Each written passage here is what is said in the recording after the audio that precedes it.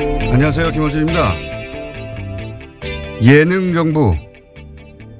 청와대가 예능 프로인 알쓸 신잡을 패러디한 청쓸 신잡으로 홍보방송을 만들어 황교안 씨가 진행하는 정권 홍보를 이런 식으로 하는 현 정부를 조선일보가 비꼬며 쓴 기사 제목입니다. 예능을 패러디하고 방송인이 출연해 청와대가 직접 홍보하는 방식이 과하다. 이렇게 느낄 자유 있죠. 그래서 예능 정부라고 한마디 하는 거 자체는 얼마든지 그럴 수 있습니다. 그런데 같은 기자가 1년 전 작성한 박근혜 대통령 한중 정상회담 관련 기사를 보면 이런 내용이 있습니다. 박 대통령이 작년까지는 붉은색, 노란색 계통을 입다가 올해 한중회담에서 처음으로 남색 정장을 입었는데 정상회담에 임하는 남다른 각오가 담긴 게 아니냐. 북핵 관련 연설을 했을 때도 남색 재킷에 바지 정장을 입었는데 전투복 드레스 코드라고 한다. 정상관 대화나 연설, 기자회견도 아니고 옷 색깔로 대통령의 각오가 얼마나 비장한지를 말하는 대목에서 빵 터졌습니다.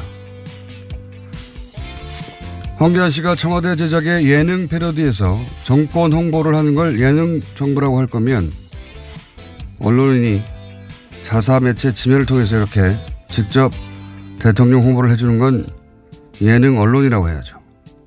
요즘 조소를 벌리는 게 무척 즐겁습니다. 김원준 생각이었습니다.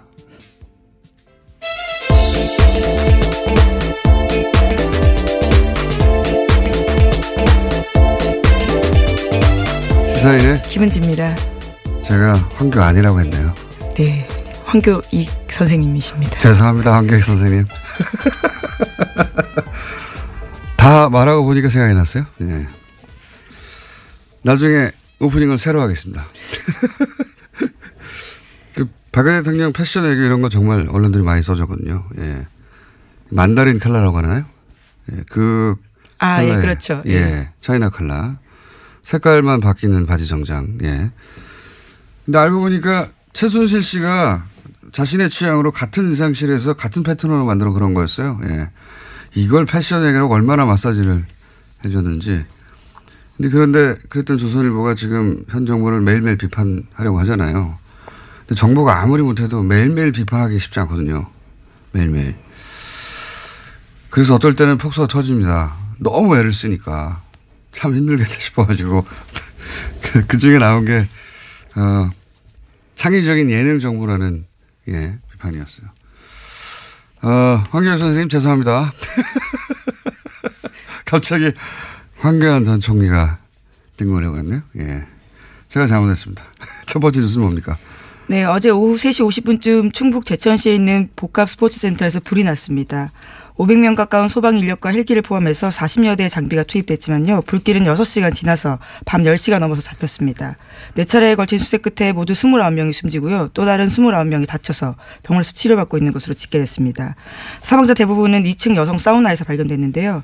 훼손된 신체 일부가 추후가 발견되는 등 사망자가 더 늘어날 가능성도 있다라고 합니다. 사망자가 너무 많네요. 예. 뭐 사고 원인은 소방 당국이 앞으로 정확하게 밝히겠지만은 장비 오동작 이야기도 나오더라고요. 예. 네, 그런 보도 나왔습니다. 이렇게 큰 사건도 이제 시간이 좀 지나면 다 잊혀질 텐데 장비 이야기가 나온 만큼 이건 이제 소방 당국에 대해서 비판하는 쪽의 기사인 건데 결국 다 돈이 있어야 해결되는 거거든요. 기계가 노후화된 탓이라서요.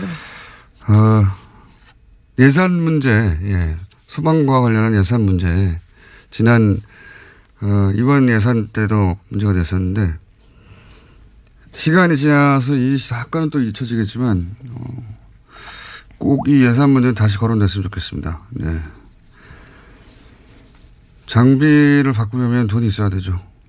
자, 다음 뉴스는요. 네, 검찰이 군 내부 자체 수사기관에 맡겼던 사이버 댓글부대 수사를 조사에 나섰습니다. 국군 기무사령부의 국방부 댓글조사 TF 감청 논란 계기로요. 조사에 들어갔다라는 건데요. 검찰 관계자는 군 관계자를 참고인으로 조사 진행한 부분이 있고 추가로 조사할 수도 있다라고 밝혔습니다. 덧붙여서 국방부 TF에서 하고 있는 것과 별도로 진행하고 있는 부분이 있다라고도 밝혔는데요.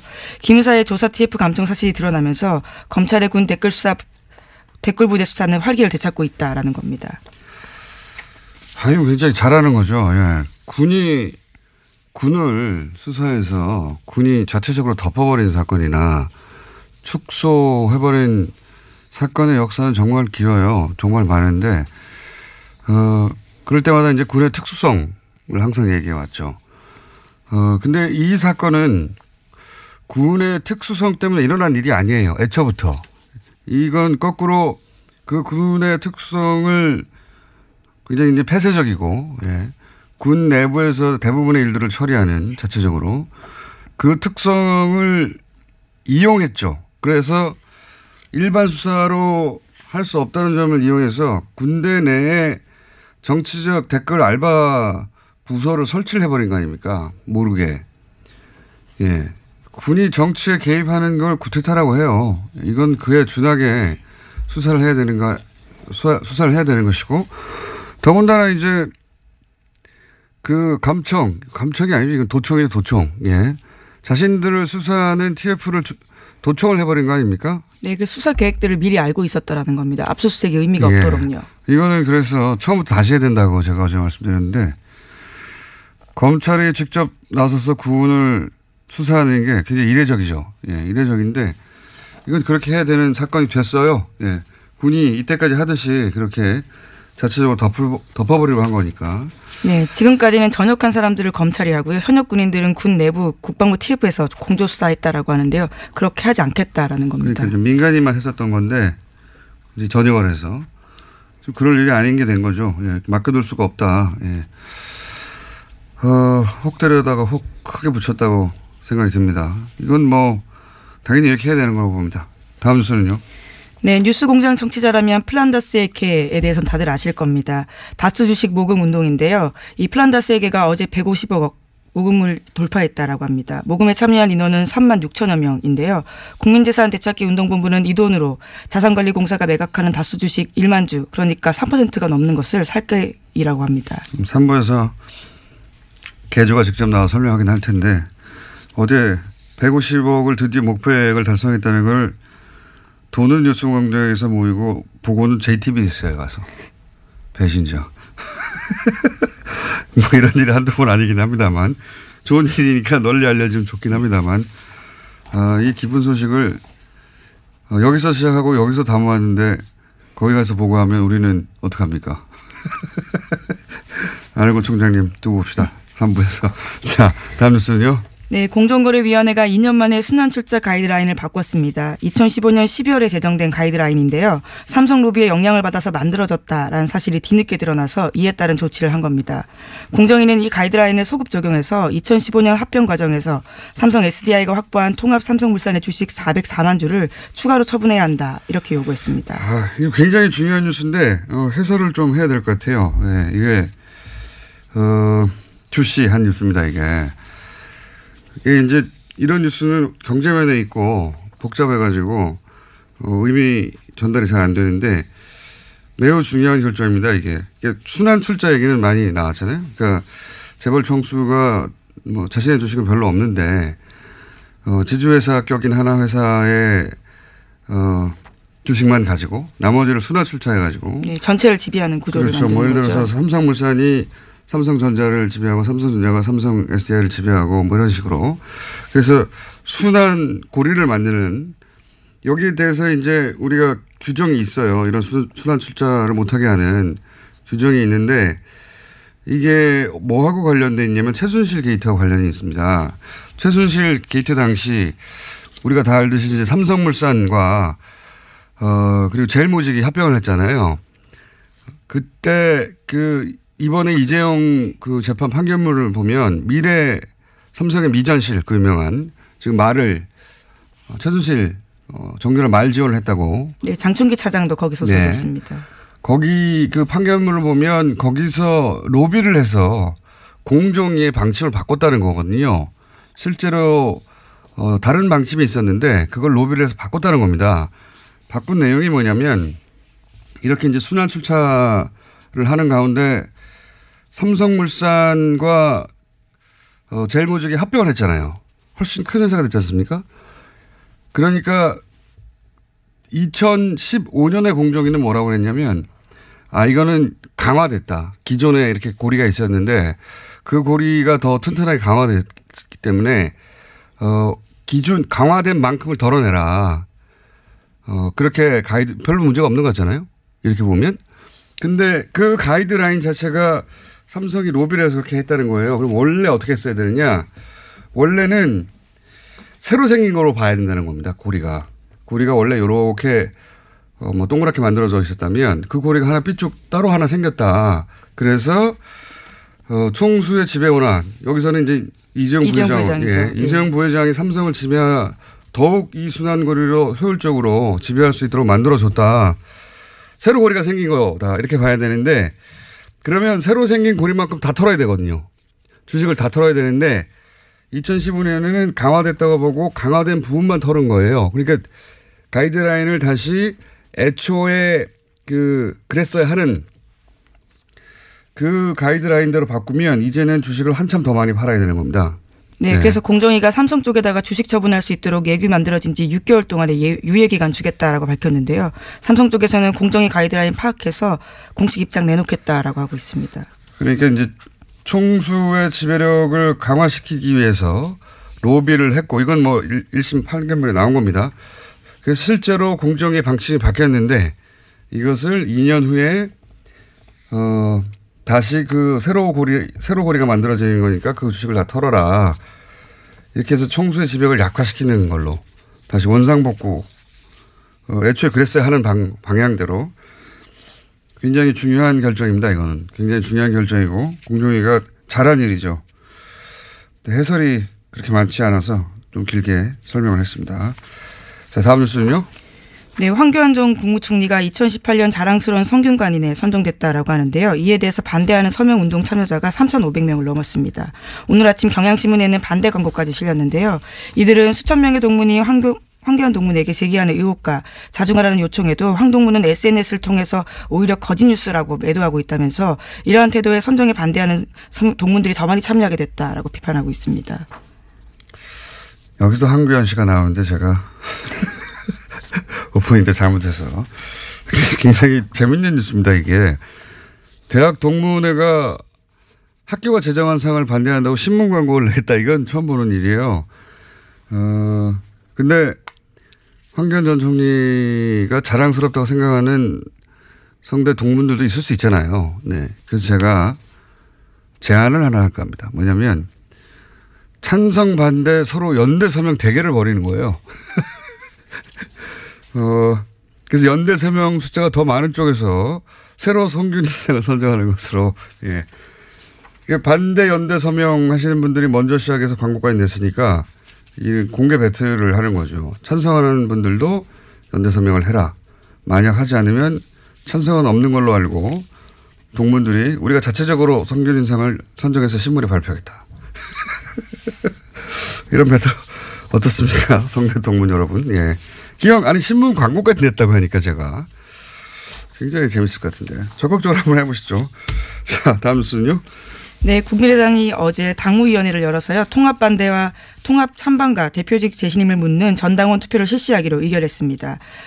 안철수 대표가 이 자리에 참석했는데요. 여기에서 전당원 투표에서 재신임 받으면 바른정당과의 통합 절차를 새해 초부터 시작하겠다라고 밝혔습니다.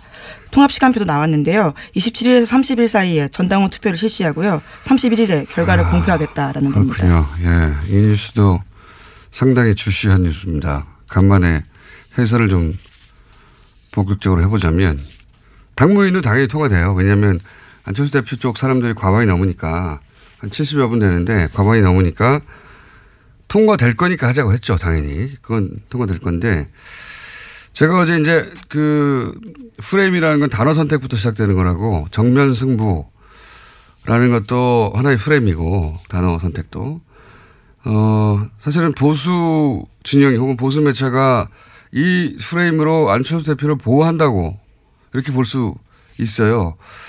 왜냐하면 극명한 비교가 사실은 안철수 대표가 민주당에 있던 시절 거의 비슷하게 문재인 당시 대표가 이 재신임 걸고 투표하자고 했었거든요.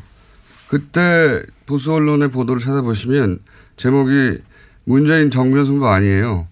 문재인 파국, 문재인 뭐 극렬 반대, 문재인 투표 강행, 문재인 모두 등 돌려, 억지, 고집, 뭐 이런 제목을 보도하거든요. 그러니까 만약에 안철수 대표가 아니었으면 대표가 혼자 기자회견하고 자신의 당 의총회는 안 나갔잖아요. 예. 그러면 아마 뭐 비겁, 도망 이런 걸로 집중 포함했을 거예요. 그런 표현이 없죠. 예. 승부수라는 표현도 마찬가지인 것이 이건 승부수가 아니라 전당원 투표. 묘수라고 할 수 있을지 모르겠습니다만 상대 쪽에서 꼼수라고 해도 할 말이 없는 거거든요. 왜냐하면 합당은 전당대회로 하거든요. 그 전당대회 때 한번 투표하면 돼요. 네, 현재 반대파 의원들이 당무의 의결 정당성 문제 삼으면서 투표 거부 운동 선언했습니다. 뭐 그 뜻대로 될지는 모르겠는데 전당대회로 하면 되는 것을 전당원 투표라는 절차를 한번 중간에 더 넣은 거죠. 왜냐하면 원외 당내에서는 반대하는 의원들이 다수지만 원외에 있는 위원장들 특히 호남 위에 지역에서는 국민의당 지지율이 지금 한 4, 5%밖에 안 되잖아요. 그러니까 지방선거에서 기초의원 한 명이라도 당선시키기가 어렵습니다. 그러니까 뭔가 지금 상황을 합당이라도 해서 바꿔가야 되거든요. 그러니 전당원 투표를 하면 합당 우세 의견이 나올 수가 있어요. 그러니까 하자고 하는 거고.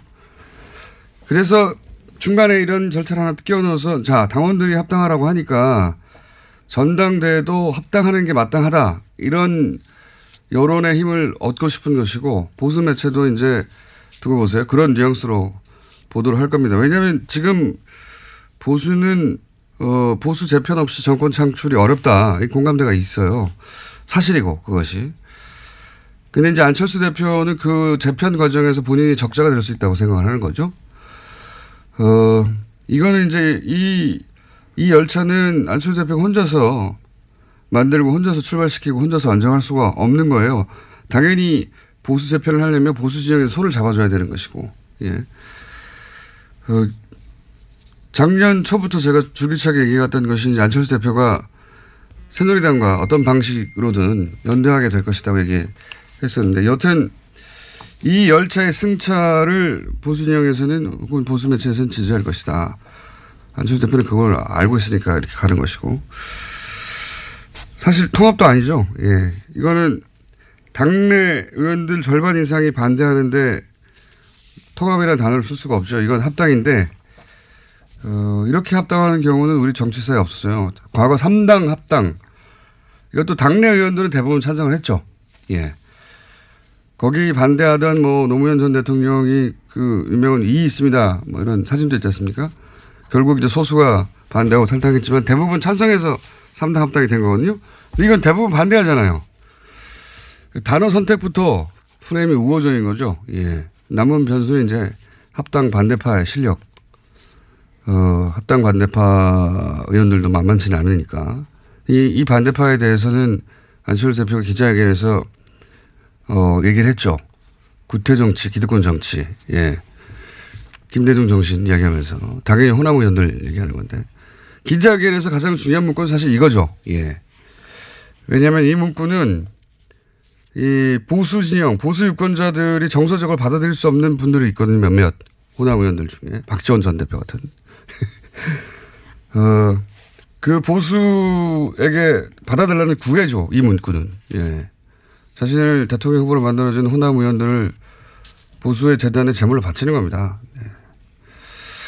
본질은 그거라고 보는데 이 사건은 아주 우리 정치 지형 전체에 영향을 줄 사안이라 예. 좀 길게 해설을 해봤고요. 자, 다음 순 뭡니까? 한두 개 정도 할 수 있을 것 같습니다. 네, 자유한국당 지도부가 내용을 겪고 있습니다. 홍준표 대표가 인적 청산에 반발하는 류여의 최고위원을 주막집 주모로 빗대자 류 최고위원은 낯을 드셨냐라고 들이박았는데요. 류 최고위원은 페이스북에다가 이렇게 썼습니다. 여성 비하에 남성 우월주의에 빠진 홍마초, 지금도 돼지 발정제 갖고 다니시는 건 아니죠 라고 비난을 했는데요. 당원들이 뽑은 2등 최고위원인 저에게 여자라는 이유로 주모라고 하다니 낯을 드셨냐라고 됐습니다. 네. 두 사람 간에, 네. 스타일이 굉장히 비슷한데, 예. 서로 각을 세우다 보니까 대단한 말들을 오가고 있네요. 네. 네, 또 오늘도요, 또 대법원에서 홍준표 대표에 대한 대법원 선고가 있을 예정입니다. 알겠습니다. 그 선거 역시 다음 정계 개편에 보수 정계 개편에 지대한 영향을 미칠 변수가 되는 거죠. 지금 안철수 대표의 합당, 저는 합당이라고 부르는 게 맞다고 보는데 합당 열차와 이 대법원 판결 둘 다 지대한 영향을 미칩니다. 네, 1심은 유죄였고요. 2심이 무죄였기 때문에 3심이 지금 어떻게 될지. 알겠습니다. 오늘은 여기까지 하겠습니다. 시사인의 김은지였습니다. 감사합니다. 자, 오늘은 이번 주 내내 중국 관련 인터뷰를 하고 있는데 미니를 하나 더 준비했습니다. 중국의 사드 보복, 이건 명백한 거였죠. 그리고 이제 그게 작년 7월이었고요. 올해 12월에 문재인 대통령 국빈 방문이 있었습니다. 이 방문을 두고 뭐 여러 가지 경제 지표, 뭐 거대 담론으로 얘기할 수 있는데 그게 아니라 현장에서 매일 사업을 하고 있던 분들 이야기를 저희가 한번 짧게나마 들어볼까 합니다. 피부에 와 닿는 이야기. 중국에서 사업하고 계신 김인옥 대표 연결해 보겠습니다. 안녕하십니까? 네, 안녕하십니까? 네. 먼저 중국에서 어떤 사업 하시는지 간단히 소개해 주십시오. 네, 저는 중국 14년째고요. 예. 현재 지금 저희 한국 천안 GPS 코리아에서 개발한 친환경 아동 왕구를 수입해서 중국 총판을 하고 있습니다. 그렇군요. 사업은 잘 되십니까? 네. 감사합니다. 잘 되고 있습니다.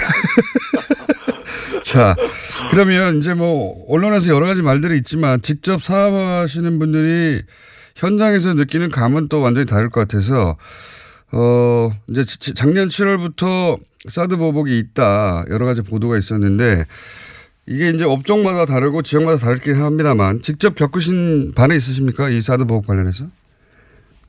네, 말씀하신 대로 맞습니다. 중국에서 현재 워낙 민족도 많고 넓기 때문에 지역마다 차이가 좀 있습니다. 저는 사실 영향을 크게 받았다는 쪽은 아니고요. 제가 뭐 간단히 말씀드리면 제가 받은 영향은 저희는 왕구를 가져다가 중국 백화점에 납품을 합니다. 예. 이런 경우에 이제 예전에는 저희가 박스를 쌓아놓으면 박스 밖에 메이드 인 코리아가 적혀 있어요. 예. 사실 중국 사람들은 굉장히 그 외국 제품에 대한 선호도가 높습니다. 그렇기 예. 때문에 예전에는 말이 없었는데 사드가 터진 이후로는 그 제품을 보면 소비자들의 인상도 안 좋고 백화점에 영향이 있다 해서 그거를 그 소비자가 보지 않는 곳에서 다 철수하게 하고 또 저희가 이제 백화점 영업을 합니다. 영업을 할 때 저희는 한국에서 개발한 아동 친환경 제품이라고 광고를 하는데 이런 부분도 아이들의 교육상이나 백화점에 볼 때 악영향이 있으니 허용을 안 하는 경우가 많이 있었죠. 메이드 인 코리아를 안 보이게 해라?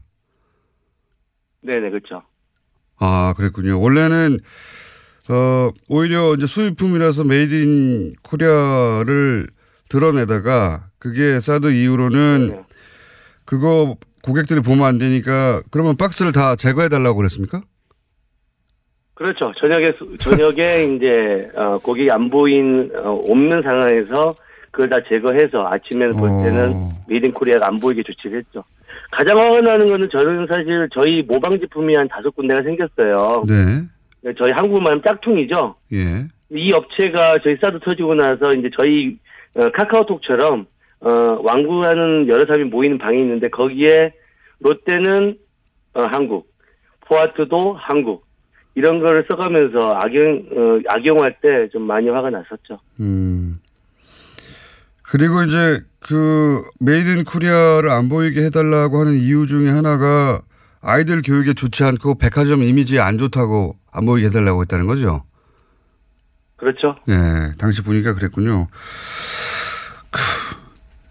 혹시 뭐 일상 중에, 그러니까 사업은 사업 따라 다르고 지역 따라 다른데, 사장님 직접 겪으신 거는 그런 일이고, 혹시 개인으로 일상생활에 겪은 뭐 불편함이나 이런 건 없으셨습니까? 사드가 처음 이슈화됐을 때는 굉장히 뭐 상해든 베이징이든 대도시든 모두가 다 사실 힘들었었고요. 저 같은 경우는 옛날에 한번 한국에서 우보라고 하면 이해가 될 거예요. 여기 띠비따처라고 일반 차를 불러서 이제 술을 먹었을 경우 집에 가는 경우가 있는데요. 제가 그거를 이제 사드 터진 후 이슈화돼서 탔는데 저희 집이 굉장히 멀어요. 한 40km 되는데, 한 20km 정도 갔는데, 갑자기 전화가 왔어요, 한국에서. 그래서 제가, 한국말을 하니까 그 기사가, 공손하게, 정말 미안한데, 지금 현재 나는 한국 사람을 태울 수 있는 마음의 준비가 안 돼 있으니, 내가 돈 안 받을 테니까 여기서 내려달라. 굉장히 정중하게 얘기하더라고요. 그 정중하게 얘기하는 상황에서 저는 내렸습니다. 참. 그 큰 도시에서 불편했다는 건 뭐 어떤 의미입니까? 예를 들어서 뭐 큰 도시에서 물건을 사거나 식당에 가거나 이런 일상을 하는 게 불편하셨나요? 그럼요. 사드 처음에 터졌을 때는 큰 식당에 베이징 제가 베이징 출장을 좀 와 있는데 예전에 베이징을 왔었거든요. 친구가 중국 친구가 대형 식당 가기 좀 힘들겠다 이렇게 얘기를 하더라고. 왜 그러냐 그랬더니 좀 위험하다. 그래요. 혹시 가더라도 그러면 중국말로 얘기를 했으면 좋겠다 이렇게 얘기를 하더라고요. 예전에 굉장히 심각했었죠. 그렇군요. 현지에서 느끼는 분위기는 완전히 우리가 느끼는 거하고 다른군요. 아이들 교육에 좋지 그럼요. 않다고 했다는 정도면은 백화점이 이미지가 나쁘다고. 그렇군요. 물론 이제 거기까지는 알겠습니다. 분위기를.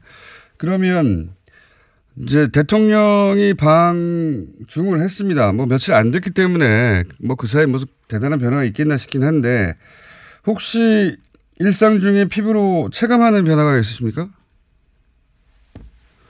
사실 한국 뉴스를 자주 보는데요. 한국 뉴스에서는 이제 사실 여행 유커 때문에 영향이 크다고 생각을 하시는데 사실 여기 분위기는 한 10월 달 정도부터는 사실 사드가 어느 정도 일반 서민들한테는 이슈화가 이제 안 되고 있습니다. 올해 10월부터는요? 이전에는 중국 친구들 소위 봉합 국면이라고 했던 그 시점이군요. 네네. 거의 지금은 이슈화가 오히려 한국은 굉장히 더 커지는 분위기인데 저희는 이쪽에서는 좀 더 잠잠해지는 분위기입니다. 그렇군요. 그러니까 사드에 대한 이야기를 이제 대중적으로든 중국 언론에서도 점점 안 하고 있다. 그렇군요. 혹시 그러면. 그렇죠. 예. 그럼 이제 그 박스 메이드 인 코리아 안 떼고 백화점에 제품 반입이 가능해졌습니까? 그럼요. 그건 꽤 됐습니다. 한 그렇군요. 7, 8월 달부터는 큰 문제 없이 영업을 하고 있습니다. 알겠습니다. 저희가 앞으로 계속해서 몇 차례 더 피부로 느끼는 변화가 뭔지 한번 짚어보려고 하는데 오늘은 중국 상해에서 지금 사업을 하시는 거죠? 네, 맞습니다. 네, 중국 상해에서 완구 사업을 하고 계시는 김인옥 대표 만나봤습니다. 감사합니다. 네, 감사합니다.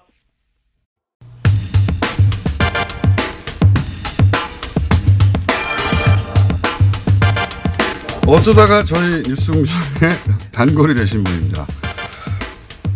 김현건 의원 오늘도 나오셨습니다. 네, 안녕하십니까? 예, 안녕하십니까? 네, 나오셨다 하면 정말 새로운 걸 들고 나오시는 분이죠. 네, 듣도 보도 못한. 자, 지난 시간에는 지난주는 아니지만 지지난주에 아니군요. 3주 전이군요. 이 구제역 사실상 방치한 게 아닌가 싶을 정도로 이명박 정부 시절에 엄청난 소대지가 묻혔고 여기에 무려 3조 원이 투입됐는데 이 3조 원이라는 액수는 그 이전 정권 다 합친 것. 대한민국 출범 이래 다 합친 것보다 훨씬 더 많다. 몇 배가 더 많다. 한 정부에서. 그러니까 그때 나와서 드렸던 말씀이 우리가 이제 구제역 AI가 관련해서 워낙 이제 피해를 많이 보고 있으니까 이게 늘상 벌어지는 일이 아니었는가 이런 생각을 하고 살았는데 이거를 통계적으로 딱 놓고 보니까 그렇지 않다. 전혀 그렇지 않고 이건 완전히 이명박 박근혜 정부에서 집중적으로 터진 일이었지 그 이전에는 이런 일이 없었다라는 거죠. 그래서 이제 방역 실력이 갑자기 김대중 노무현 때 비해서 갑자기 줄어들었는가. 그렇죠. 라고 생각하거나 혹은 그 기간에는 뭔가 있는 거 아닌가. 뭔가 다른 의도가 있었던 것 아닌가. 라고 의심해 볼 만할 정도로 규모가 너무너무 크다. 그 이전에 예를 들어서 바로 직전 정부인 노무현 정부에 비해서 이명박 정부 때 투입된 액수를 비교해 보면 몇십 배라고 하셨죠? 그때 이제 4개 정부에서 들어갔던 돈의 총액의 70%를 이명박 정부에서 썼고, 나머지 18%를 박근혜 정부에서 썼고, 그러니까 88%를 두 정부에서 쓴 거죠. 그리고 그 노무현 정부에서는 전체 금액의 3%밖에 방역비로 쓰지 않았다는 거. 그러니까요. 이게 예. 방역 기술이라는 건 점점 축적되고 좋아져야 되는데 그렇죠. 예. 병은 똑같고 예. 예. 병이 발전하는 건 아니잖아요. 예. 근데 병도 발전을 하죠. 물론 하겠지만 진화하니까. 예, 진화하겠지만 이거는 똑같은 구제였잖아요. 근데 이게 3% 정도 비용을 쓰던 것을 예. 이게 70% 이상 한 정부가 단독으로 다 쓴다는 게 이게 기술 부족만으로 해결할 수 있는 것인가, 이게 해명이 되는 것인가. 이래서 이제 그 이후로 무슨 일이 있었냐 살펴봤더니 미국 쇠고기가 엄청나게 예. 수입량이 늘었다, 뭐 이런 말씀 하셨습니다. 그렇죠. 그리고 이제 그 소고기뿐만 아니라 돼지는 훨씬 많이 그때 죽었어요. 전체 사용량의 3분의 1 이상이었던가요? 그렇죠. 330만 마리 정도를 매몰 처분을 했는데 예. 대한민국의 총 돼지 마리가 1000만 마리 정도 되거든요. 엄청나게. 그러니까 3분의 1, 총 돼지의 3분의 1 정도로 묻었고 그래서 가격이 급등을 했었고 예. 엄청난 이제 국민들이 피해를 본 건데 그때 그래서 이제 지난 시간에는 주로 이제 한우 얘기를 했다면 이번에 이제 돼지 얘기로 해보시려고 하는 거죠. 예. 예. 돼지 이야기인데 제가 이제 지난 시간에 말씀하시는 방송을 듣고 돼지 쪽에 뭐가 있을 것이다. 그렇죠. 예, 돼지 주식 시장하고 선물 시장을 한번 보시라고 제가 말씀을 드렸어요 그때. 그때 이제 공장장님이 이건 분명히 누가 해먹은 거다 이렇게 얘기를 하셨고. 방송 끝나고 나서. 예. 그러니까 이게 선물 시장을 한번 보는 게 어떻겠냐 이렇게 그랬죠, 말씀을 하셨어요. 그래서 네. 제가 그랬지. 그게 무슨 말이 되냐고 그걸 갖고 어떻게 그 기획이 된 가능하냐. 이렇게 그렇죠. 제가 얘기를 왜냐하면 했는데 그때 돼지 선물이 있었어요. 그런데 진짜 돼지 선물이 있었더라고요. 그러니까 이거 저는 이 보는 눈이 조금 다르거든요 남들하고. 그래서 제가 이걸 딱 보고 저는 그 사람의 감정이입에서 보군요. 어떻게 해먹을까. 진짜 우리 공장장 촉이 대단하다. 네, 저 솔직히 인정합니다. 그렇죠? 깜짝 놀랐어요 전. 네. 이게 돈육 선물이라는 게 있는 거를 누가 압니까? 저도 몰랐어요. 아니 이제 시장 가격이 이렇게까지 폭락하게 되면 누가 이익을 보느냐 관점에서 바라봐서 쳐다보게 되면 결국 이런 거는 주식 시장이거나 혹은 수입상이거나. 예. 근데 돼지 선물이 있었거든요. 그 이명박 대통령 기간에만 있었어요. 이게 돼지 선물이. 그러니까 선물 시장의 선물. MB가 2008년도에 취임을 하잖아요. 취임하고 나서 정확하게 4개월 뒤인 2008년 7월 달에 돈육 선물 시장을 선물을 상장을 시킵니다. 거래소에. 네. 그전에는 이게 전혀 없었고요. 예. 우리 축산하는 사람들도 거의 모르는 사실이죠. 그런데 그리고 이명박 정부 말기에 없어져요. 예, 2012년 이후에 예. 거래도 전혀 없고 사실상 폐장이 됩니다. 맞습니다. 그래서 이게 폐장이 된 거냐라고 물어봤더니 그렇지는 않고 사실상 폐장이에요. 예. 거래가 없으니까. 예. 근데 이렇게 누군가가 폭삭 망할 때 누군가는 반드시 돈을 버는 사람이 생기고 그 누군가는 반드시 돈을 버는 사람이 우연히 벌 수도 있지만 이런 기회를 만들어내서 스스로 돈 벌 수도 있거든요. 돈 장사꾼들은. 그래서 제가 한번 자세히 들여다보시라고. 자, 그러면 좀 설명해 주십시오. 예.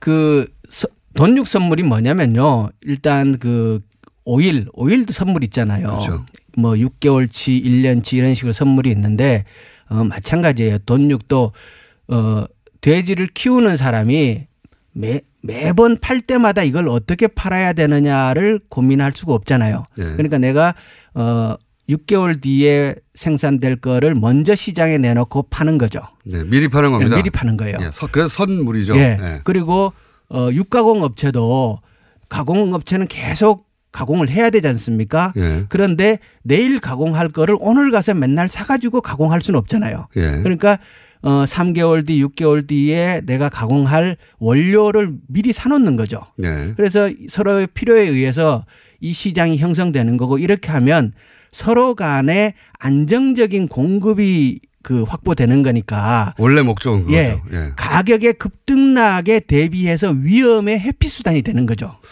그러니까 쉽게 예를 들면 만약에 20만 원의 그 선물을 샀어요. 예. 근데 나중에 가격이 30만 원이 되면 많은 사람 엄청나게 돈을 버는 거죠. 그렇죠. 그렇죠. 한마디로 말해서. 예, 예. 이렇게 이런 원리로 시장은 형성되고 이것을 투자로 삼는 사람이 또 참여할 수 있는 거고 개인 그렇죠. 투자자도. 예, 예. 예. 이게 이제 선물 시장인 거죠. 간단하게 그런데 설명하면 그렇습니다. 처음 만들어지는 시장이니까 예. 이 시장에 일단 장이 형성돼야 될 거 아니에요. 예. 그래서 초반에는 기관 투자가가 들어가서 시장 형성 역할을 합니다. 네. 그것을 누가 했냐 그러면 농협 선물이 했어요. 농협이 여기서 다시 등장합니다. 예. 그러니까 두 가지로 생각할 수 있어요. 하나는 돈육이니까 당연히 농협 선물이 들어가서 그 기관 투자가 역할을 하는 것이 맞죠.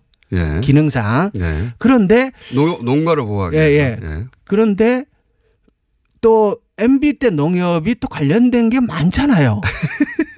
늘 농협이 등장하잖아요. 이제 김영건 의원님 보시기에는 항상 농협을 중심으로 보시니까 예. MB 때 농협이 다시 여기 등장했네 생각하신 예, 예. 거죠. 예. 그래서 그때 그 이전까지 농협이 계속 있었지만 돈육 선물이라는 시장을 쳐다보지도 않았고 그거에 관여한 일도 한 번도 없었는데 예. 딱 MB가 들어오고 나서 이 일을 했고 MB 끝나면서 안 했어요. 네. 자, 그러면 이제 거기까지는 알겠고 구제역을 전후로 해서 예. 이 선물 시장의 그 돈육 선물 예. 이 어떤 변화가 있었는지 한번 설명해 주시죠. 당연히 구제역 터지고 나서 가격이 급등하죠. 아니 전체 대지의 3분의 1이 몰살당했으니까요. 예. 산채로. 예. 당연히 가격이 급등할 거 아닙니까? 당연히 급등할 수밖에 없지 않습니까? 그렇죠. 예. 예. 급등을 했고 그리고 이제 이 시장 자체가 거래 형성이 완전히 제대로 돼 가지고 판이 커진 것 같지는 않아요. 네. 농협이 들어가서 무지 노력을 했는데 시장 형성을 원하는 만큼 제대로 시키지는 못한 것 같지만 생각만큼 커지지는 않았지만 그렇지만 가격의 급등 현상은 분명히 있었고 예. 이 과정에서 이익을 실현하고자 했다면 충분히 이익 실현은 가능했을 것이다라고 보는 거죠. 그리고 실제 이익 실현한 사람도 있죠. 우리가 예. 누군지 모릅니다. 예, 그건 몰라요. 근데 네. 분명히 선물 시장이라는 거는 이익을 목적으로 그것도 투기적인 이익을 상대적으로 목적으로 하는 사람들이 들어가잖아요. 원래 선물이 도박에 가깝죠. 예, 도박에 가깝잖아요. 6개월 후를 누가 합니까? 예. 1년 후를. 그렇기 때문에 누군가는 이득을 받는 것이 분명하고요. 예. 그런데 또 재밌는 거는 이게 구제역 그렇게 터지고 나서 한번 급등을 하고 나서 거래가 쫙 되고 시장이 팍 가라앉아요. 당연히 그렇겠죠. 그리고 나서는 다 쑥 빠져나가고 아무도 안 해요. 그래서 더 이상 아무도 선물을 안 합니다. 그림상으로 보면 이게 꼭 떴다방 같아요. 그리고 금전적인 면에서 네. 최대 피해자는 농협이 되는 거 아닙니까? 그렇죠. 농협은 계속 그 장을 떠받쳐야 하는 역할을 담당하고 있었기 때문에 그렇죠.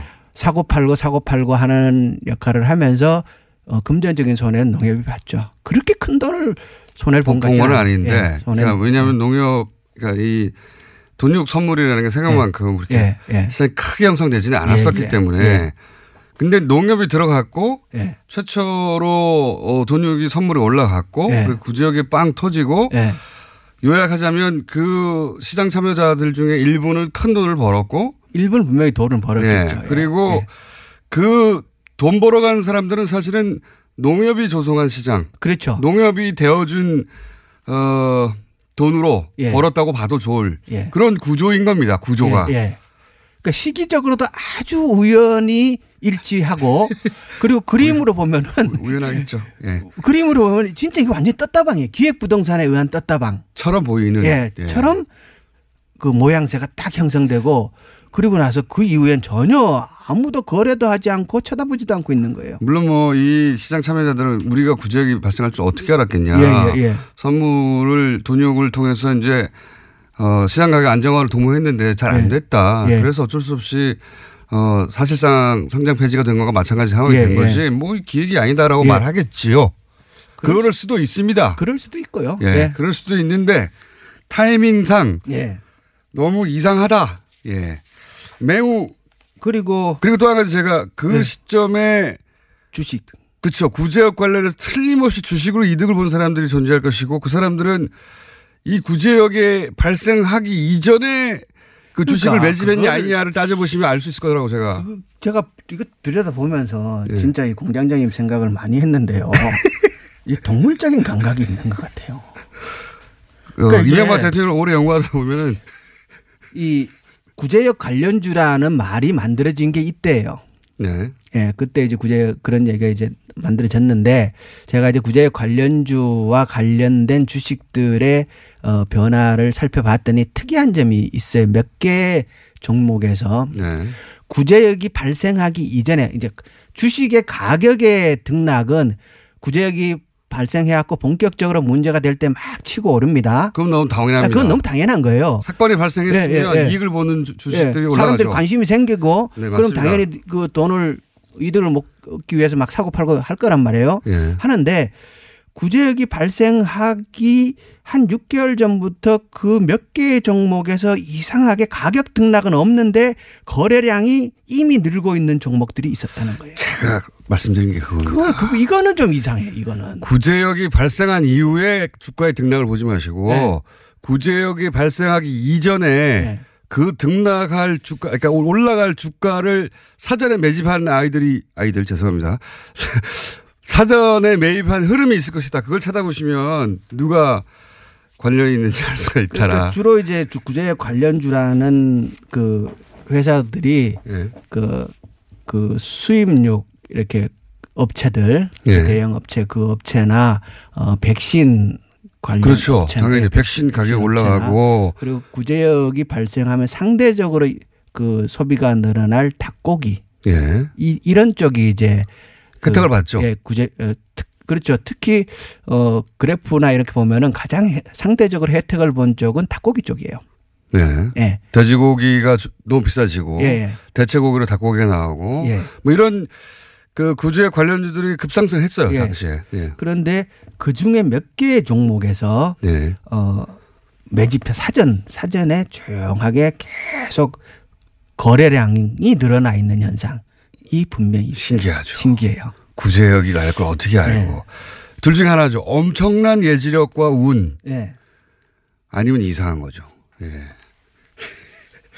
그런 게 있죠. 예. 예, 있어요 분명히. 그런 흐름이 있습니다. 그런 흐름에 그래서 이제 지난 시간에는 어쩔 수 없는 구제역인 자연재해처럼 발생했고 그것이 이명박 정부 시절에 엄청나게 파묻었는데 실력이 부족인가 참 이상하다. 너무 많다. 근데 이제 그 결과적으로는 어쨌든 누가 의도했든 아니든 그렇게 많이 소가 죽고 한우 농가가 줄어들고 하면서 쇠고기 수입이 엄청 늘었다. 그게 지난 시간이고 이번에는 이제 돼지는 어떤가. 그러니까 이제 역대 정부상 실력의 차이가 참 컸었고 예. 그리고 이게 MB 때 집중적으로 구제역으로 인한 피해가 있었다. 예. 그런데 이것이 혹시라도 의도된 것이 아닌가라는 의심을 말씀을 하셨는 거고. 그러니까 너무 많이 네. 묻은 거 아닌가. 네. 그래서 전혀 아닐 거라는 어찌 인간이 그럴 수가 있겠는가라는 관점에서 강력한 부정을 하면서도 들여다보기는 봤는데 보니까 예. 이게 더 이상해지는 것 같더라고요. 흐름이 있긴 있죠. 뭔가 입증하기는 그냥 어렵습니다. 이게 뭐 추측을 하지 않더라도 팩트만 정리를 해봐도 뭔가 이거 어떻게 알고 이랬지? 네. 예, 그런 점은 분명히 있더라는 사실. 네. 그걸 이제 보고하시러 오신 거죠. 오늘은 이상한 거 발견했다. 예, 예. 예. 그러면 이런 것도 비교해 주십시오. 실력 부족 탓인가 혹은 뭐 의도적인가를 가눌 때 예. 갑자기 그 방역 실력이 전 정부에서는 높다가 그 다음 정부에서 갑자기 떨어지고 갑자기 올라가고 그럴 수 없지 않습니까? 그러니까 비교를 단순하게 해 주시면요. 오늘 이제 어젯밤에 조사를 해봤어요. 예. 그러니까 작년 이 시점을 비교해서 작년에 우리가 이제 AI 때문에 참 홍역을 치렀잖아요. 예. 작년 이 시점에 우리가 매몰 처분한 닭수가 1,900만 마리를 묶고 있었더라고요. 작년에 예. 1,900만 마리. 그래서 올해는 우리가 몇 마리를 묶고 있는가? 10초밖에 안 남았습니다. 17만 마리를 묻었어요. 닭은 한 마리도 안 묻고 오리만 묻었어요. 그래서 결론 대통령이 바뀌니까 닭도 행복하다. 김영건 의원이었습니다. 예, 고맙습니다.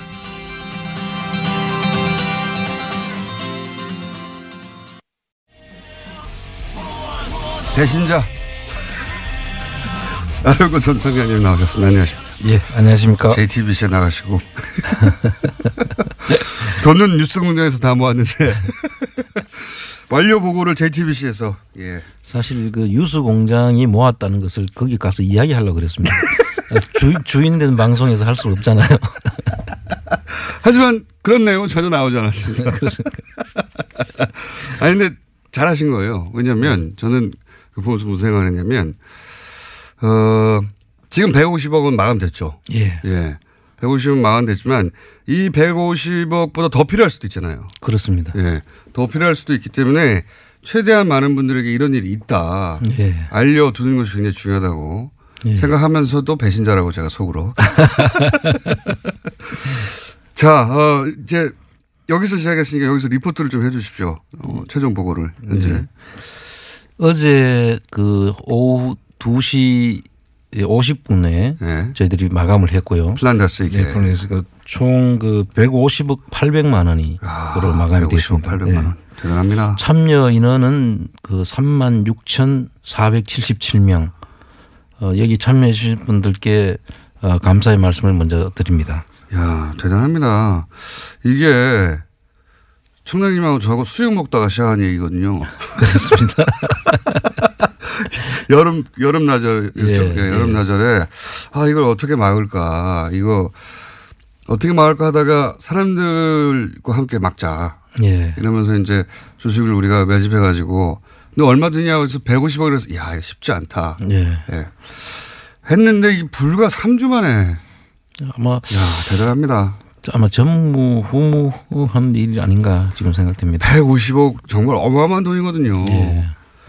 이게 이제 개인들이 모여서 낸 돈 아닙니까? 예. 어마어마한 돈입니다. 우리 국민들의 여망이 너무 크다는 것을 저희들이 이제 느끼게 됐고요.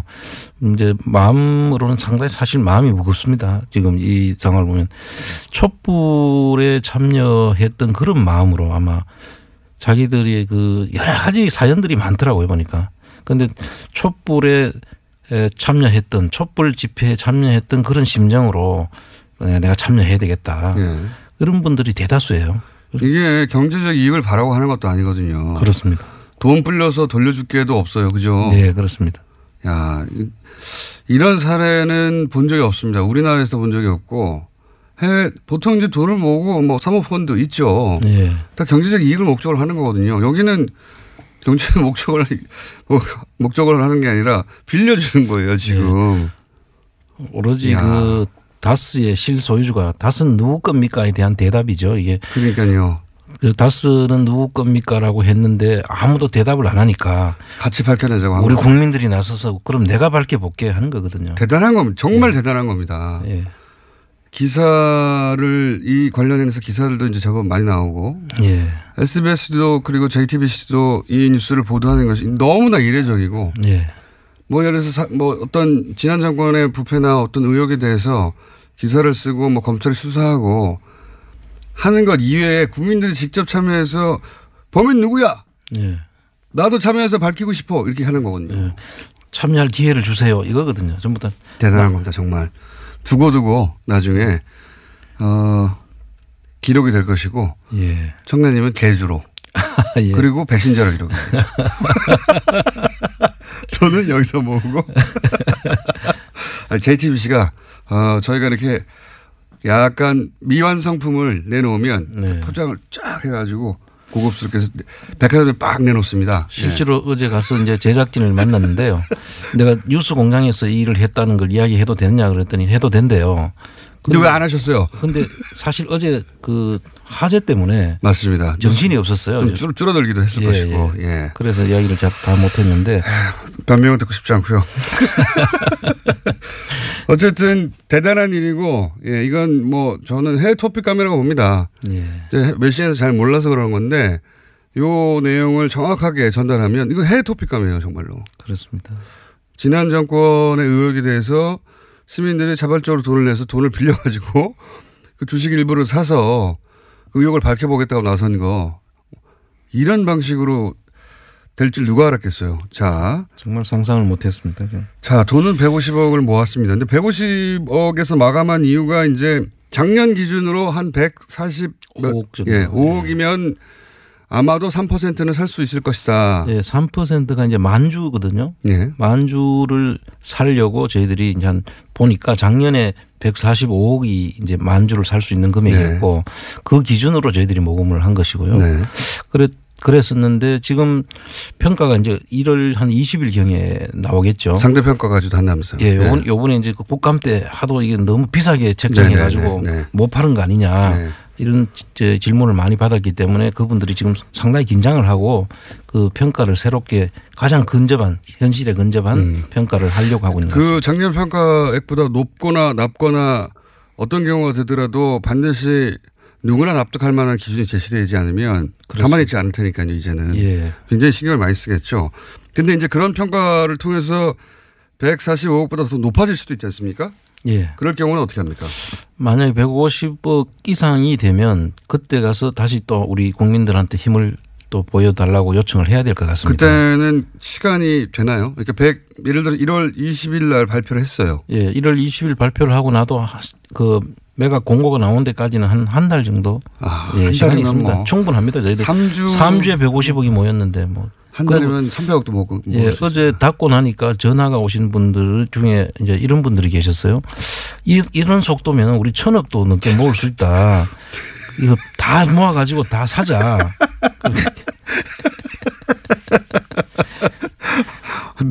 저희보다 더한 분들이 계시네. 예. 1,000억을 모아서. 계속 좀 더 하면 안 되느냐 이런 질문이 빗발치셨습니다. 1월 20일 발표되고 만약에 한 달 후에 매각 공고일이 정해지면 1월 20일 날 발표된 이후로부터는 예. 만약에 액수가 더 필요하다면 더 빠른 속도 더 많은 액수가 모일 겁니다. 그렇습니다. 예.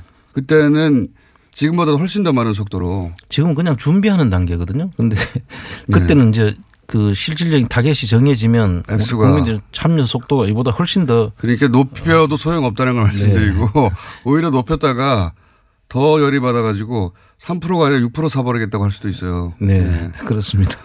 함부로 행동하지 마십시오. 자, 높을 경우에도 걱정 없다. 예. 네. 지금 저희가 저는 이렇게 빨리 될지 몰랐습니다. 모일 줄은 알았는데 불과 3주 만에. 그래서 입찰에 경쟁자가 나타나더라도 그렇게 걱정하실 필요가 없다. 근데 경쟁할 만하다 우리가. 예. 경쟁은 하겠지만 우리가 터무니없는 가격으로 들어갈 이유는 없고요. 이것도 다 우리 국민들 돈인데 네. 최대한 저희들이 합리적이고 전략을 해서 사야 되지 이걸 무조건 따라가면서 맹추격할 필요는 없습니다. 네, 알겠습니다. 김치국은 나중에 마시시고요. 그러면 법률 준비도 되고 있는 거죠. 변호사분들이. 이 주식 소송과 관련된 전문 변호사분들이 네. 자발적으로 저희들을 돕겠다고. 그분들 얼마나 또 신나시겠습니까? 예, 그분들도 특이한 상당히 사례. 막 본인 일들처럼 막 즐거워하시더라고요. 나쁜 사람들. 네. 차용증은 어떻게 했습니까? 지난주에 차용증 달라고. 차용증에 대한 아이디어를 지금 구하고 있고요. 예. 여러 가지 아이디어가 나오는데 처음에 참새로 봉황을 그리는 이야기 나오셨는데 또 가니까 이제 부엉이가 어떠냐. 웬 또 부엉이. 왜 부엉이냐 그랬더니 부엉이가 쥐를 잡는데요. 사람들 진짜 너무하네. 그래서 저는 부엉이가 쥐를 잡는 줄 사실 몰랐는데 그것 어떻게 했냐고 지금 아이디어가 들어오고 여기에 대한 저희들이 좀 여기에 좀 도안에 자신 있는 분들한테 좀 요청을 드려야 될 게 저희들이 좀 도안을 좀 아이디어를 내서 좀 만들어서 저희들한테 제시를 해 주시면 이런 거는 집단지성에 힘이 빌리는 게 최고입니다. 그리고 청취자들 중에는 고수들이 있거든요. 그렇죠. 틀림없이. 제가 웃긴 이야기지만 제 달력을 만든 적이 있어요. 저희 회사의 직원들이 저 약 올리려고 네. 웃긴 그림 모이라고 그래서 웃긴 그림 공모전을 했는데 선수들이 참여를 해가지고 너무 퀄리티 높은 게 나오는 바람에 달력을 만들었거든요.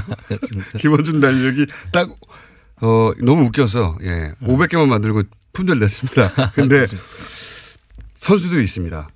부엉이 괜찮네요. 네. 여하간 차용증을 그냥 종이에 신상병수만 적어서 원래 보내려고 하셨는데 그죠? 예. 그런데 이제 차용증을 표구에서 걸어두고 싶다고 하는 분들이 많아서 기왕이면 제대로 만들자. 예. 아이디어를 공모하는 바이고 어디로 아이디어 제안을 합니까? 지금 저희 홈페이지로 들어와서 좀 해주시면 좋겠고요.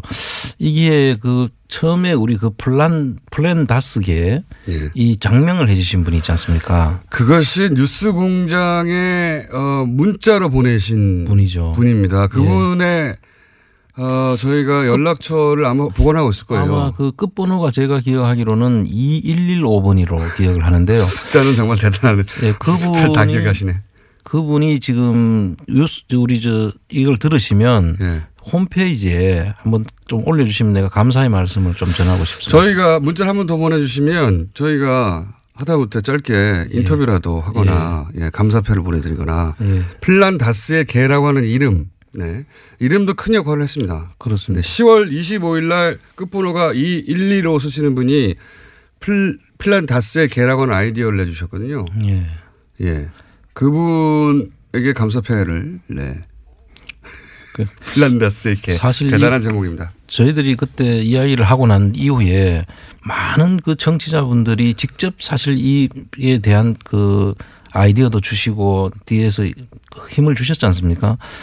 이게 제가 볼 때는 저나 우리 그 공장장님께서 한 게 아니라 저는 그냥 아이디어를 냈을 뿐이에요. 저희들 아이디어를 내고 지금 밀려가는 거죠. 우리 국민들의 힘이 이렇게 무서운 걸 처음 저는 느꼈습니다. 사실.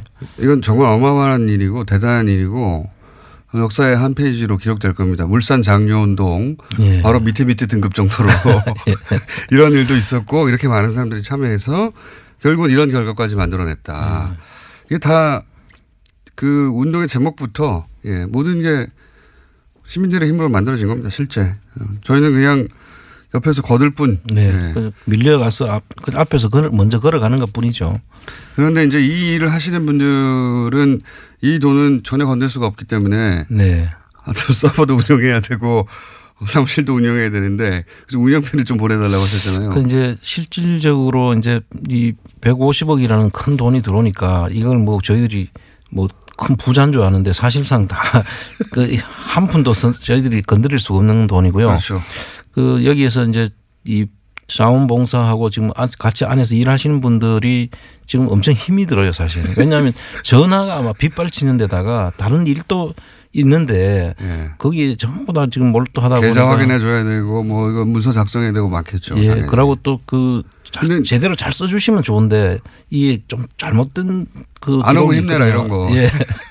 그래서 그런 분들 때문에 상당히 그 힘이 들었는데 그분들을 점심도 김밥으로 때우고 그렇게 지금 지났거든요. 알겠는데 지난번부터 몇 번 말씀하셨는데 사실 홈페이지를 통해서 어떻게 해야 되는지 잘 몰라요.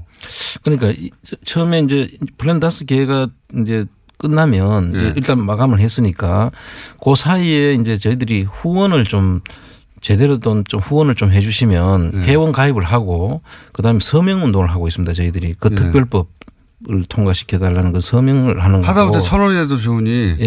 그 와서 들어와서 이제 후원 좀 해 주십시오. 이거죠. 정기 후원을 해 주시면 저희들이 도움이 많이 될 것 같고요. 또 한 가지는 제가 MB 재산을 찾아서라는 제목으로 MB 재산을 찾아서 그 지금 그 도곡동 땅부터 시작해서 다스 승계 과정과 BBK까지 연결되는 과정까지를 스토리 펀딩을 지금 하고 있습니다. 다한 카카오에서 거기도 후원을 해 주시 그 내용을 보고 스토리 펀딩에 가입해 주시면 그 자체가 또 저희들이 국민재산 되찾기 운동본부의 그 재원으로 쓰이게 됩니다. 엄마 찾아 산말리가 아니라 재산 찾아 산말리. 재산 찾아 산말리. 자, 부엉이 준비될 테니까 어떤 도안인지는 모르겠지만 부엉이가 들어간 차용증도 준비가 될 것이고 아마 많이 올 겁니다. 부엉이 도안을 여러 방식으로 활용해서 틀림없이 고급스러운 차용증이 나올 거라고 봅니다. 그리고 이제 이 운영해 나가시는 분들 다 자원봉사자들인데 매우 힘들다. 김밥 먹으면서 자비로 해결하고 있다. 이분들을 일을 계속 할 수 있어야 되니까요. 거기 홈페이지에 보면 후원하는 코너가 따로 있다고 합니다. 그렇습니다. 뭐 1,000원이라도 상관없으니. 그리고 MB 자산차다 산만리 네. 예, 또 진행하고 계시고 예. 그리고 최근에는 다음에서 스토리 펀딩도 시작하지 않으셨습니까? 그게 이제 MB 예 그렇습니다. 그 제목이 MB 제사를 찾아서군요. 예. 거기에 스토리 펀딩을 하고 계시니까 거기서 스토리 펀딩에 참여하셔도 또 이 운영비로 예, 들어갑니다. 활용될 수가 있습니다. 100% 전부 다 저희들 재원을 쓸 계획입니다. 게다가 또 일손도 부족해서 자원봉사할 분들도 구하고 계시죠? 예, 지금 자원봉사 할 분도 지금 해외에서 국내로 들어와서 이제 한국에 들어오고 싶은데 여기에 좀 참여하겠다는 분도 지금 글을 올리신 분이 있고 해서 지금 저희들이 만나볼 생각이고요. 계속 좀 많은 분들이 참여해 주셔서 사실 이게 플랜 다스 개만이 우리 일이 아니거든요. 이제 본격적으로 해야 될 일들이 이제 그동안에 그 부정 축제 재산을 불린 분들에 대한 재산을 찾는 일이 저희들이 본연의 업무니까 그 업무도 계속 지금 할 예정입니다. 사무처장님이십니까? 사무총장님이십니까? 네, 사무총장 겸 집행위원장입니다. 겸 개주 겸 전 대구지방국세청장 겸 배신의 아이콘. 자, 스토리 펀딩도 하고 있습니다. 도곡동 땅, 다스 승계 과정, BBK 관련 연재가 다음에 해서 이루어지고 있으니까 거기 찾아서 거기서 후원을 하셔도 되고 홈페이지 가서 후원을 하셔도 되고 혹은 자원봉사를 하고 싶다 하시는 분들 혹은 차용증 동화는 내가 할 수 있겠다 싶은 분들 네. 페이팔은 언제 됩니까? 그 페이팔을 안 그래도 계속 저희들이 연락했는데 페이팔을 저희들이 못 했는데 페이팔이 문제가 뭐가 있었냐면 해외에서 돈을 보낼 때 수수료가 꽤 많이 뛰는 거예요. 예. 그리고 또 우리가 돌려줄 때 또 수수료도 떼야 되니까 네. 이게 사실 그 수수료에 그냥. 근데 방법이 없어요. 예. 그래서 그분들은 그래서 10만 원 내고 싶으면 2만 원 내야 되고 그런 거죠. 그렇습니다. 네. 그래서 그분들한테는 죄송하지만 요번에 페이팔을 저희들이 못 열었고요. 못 열고 끝나버렸네요. 그런데 그분들이 막 지금 사실 좀 여러 번 좀 요구를 했었는데 저희들이 못 맞춰서 정말 죄송합니다. 그거는 1월 20일 날 이 금액이 공개되면 추가 모금의 가능성도 있지 않습니까? 예. 그러면 아예 이제 좀 정밀하게 해서 수수료 포함하여 네. 10만 원을 참여하실 분들은 12만 1,000원을 내야 된다든가 그렇게 네. 정교하게 만들어서 다시 한번 예. 해보시죠. 예, 네. 그렇게. 그래서 해외에서 참여하실 분들한테 방법을 계속 연구를 해보겠습니다. 알겠습니다. 오늘은 여기까지 하고요. 알려드립니다. 네, 뉴스공장 청취자 여러분들 덕분에 150억 800만 원이 저희가 시작한 지 3주 만에 마감이 됐다는 것을 공식적으로 알려드립니다. 공식적으로는 어제 알려졌네요. JTBC를 통해서. 배신자. 근데 뉴스 공장이 만든 거죠, 사실. 지금 와서 그런 소리는 소용없습니다. 뉴스 공장에 와서 우리가 만들었다고 이야기하는 것보다는 딴 방송에 가서 뉴스 공장을 선전하는 게 좋죠. 선전이 안 됐잖아요. 근데 자, 여기까지 하겠습니다.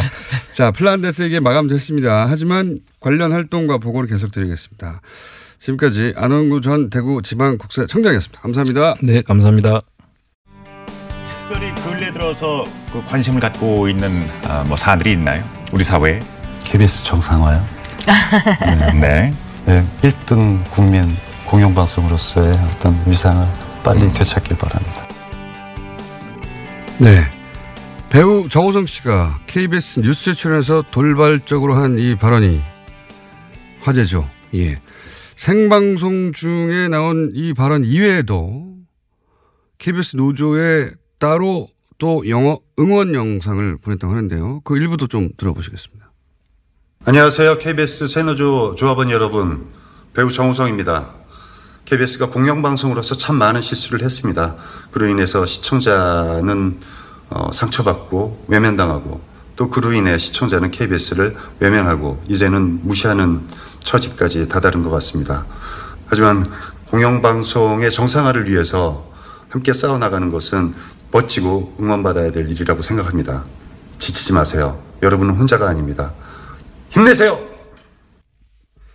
자, 정우성 씨 이런 발언이 어떻게 나왔는지 현재 KBS 상황은 어떤지 잠시 짚어보겠습니다. KBS 영화 담당 김비치라 기자 잠시 연결해 보겠습니다. 안녕하세요. 네, 안녕하세요. 네.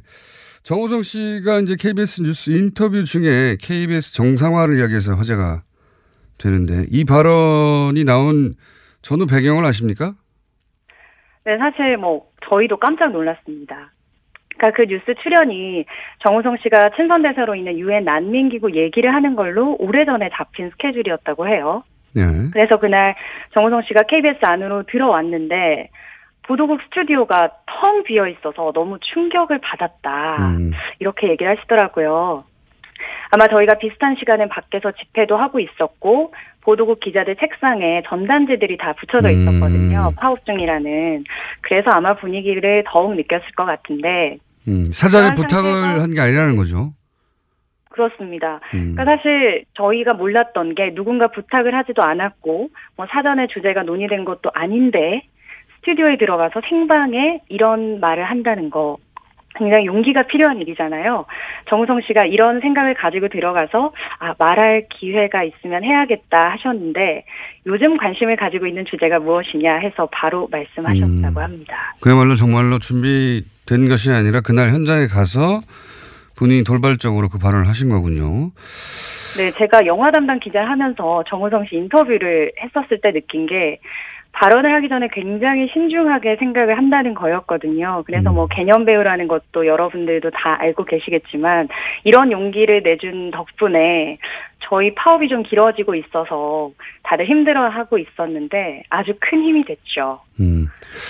그 정우성 씨 또 다른 영상도 저희가 일부 오늘 좀 전에 이거는 이제 못 보신 분들이 많을 텐데 저희가 그 영상을 받아서 일부 들려드렸는데 이 영상은 어떻게 만들어진 거 아십니까? 만들어졌는지? 저희가 광화문 광장에서 240시간 동안 조합원들이 이어서 릴레이 발언을 했었습니다. 지금은 마무리가 된 상태인데요. 정우성 씨가 광화문 릴레이 발언을 직접 보셨대요. 그래서 이미 뉴스 출연 전부터 저희를 응원하고 지지하고 있었다고 하더라고요. 그래서 뉴스에서 이제 못다한 이야기를 직접 영상을 찍어서 세노조에 보내겠다 했고 저희가 어제 광장에서 같이 영상을 봤거든요. 네. 정우성 씨가 직접 방문한 것처럼 환호하면서 영상을 봤는데 이후에 직접 또 SNS에 올리시기까지 하셨더라고요.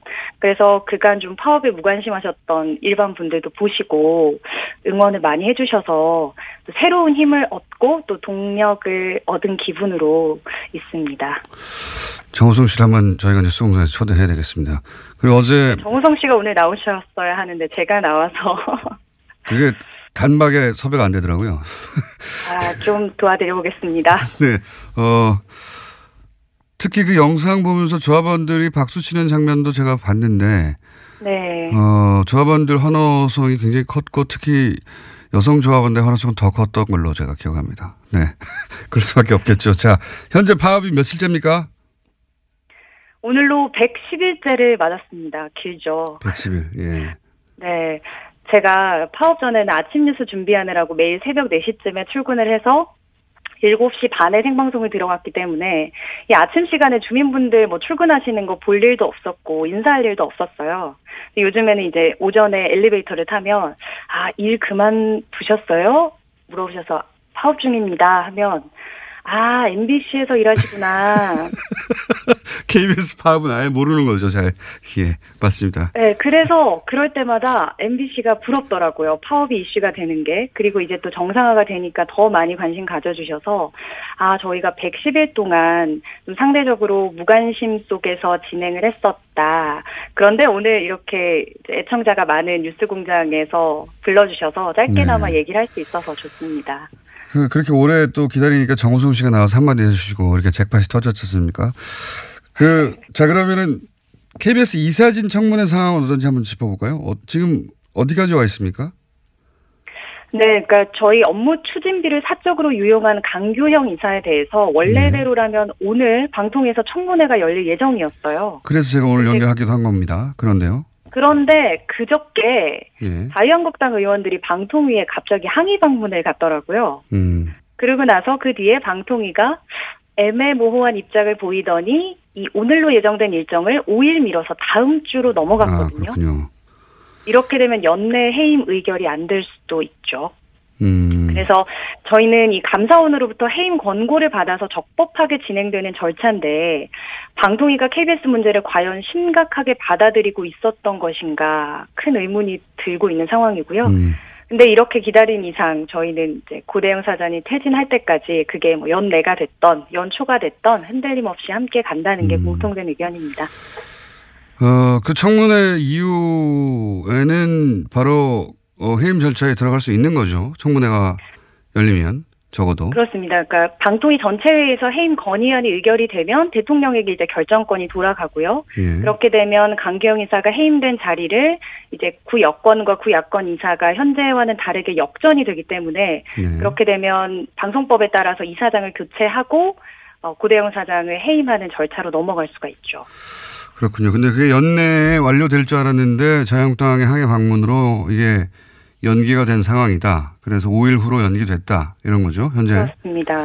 예. 그 업무 추진비 부당 사용의 내용은 그 애견 카페 맞죠? 네, 사실 뭐 최근에 MBC PD수첩에서 그 실제 애견 카페도 많이 찾아가서 보신 분들도 있을 텐데 애견 카페를 방문하고 애견 동호회 회식을 하는 데에 KBS 로고가 크게 박힌 법인카드를 사용을 했고 그러니까 개인적으로 자신이 기르는 강아지를 위해 썼다는 거죠, 사실은.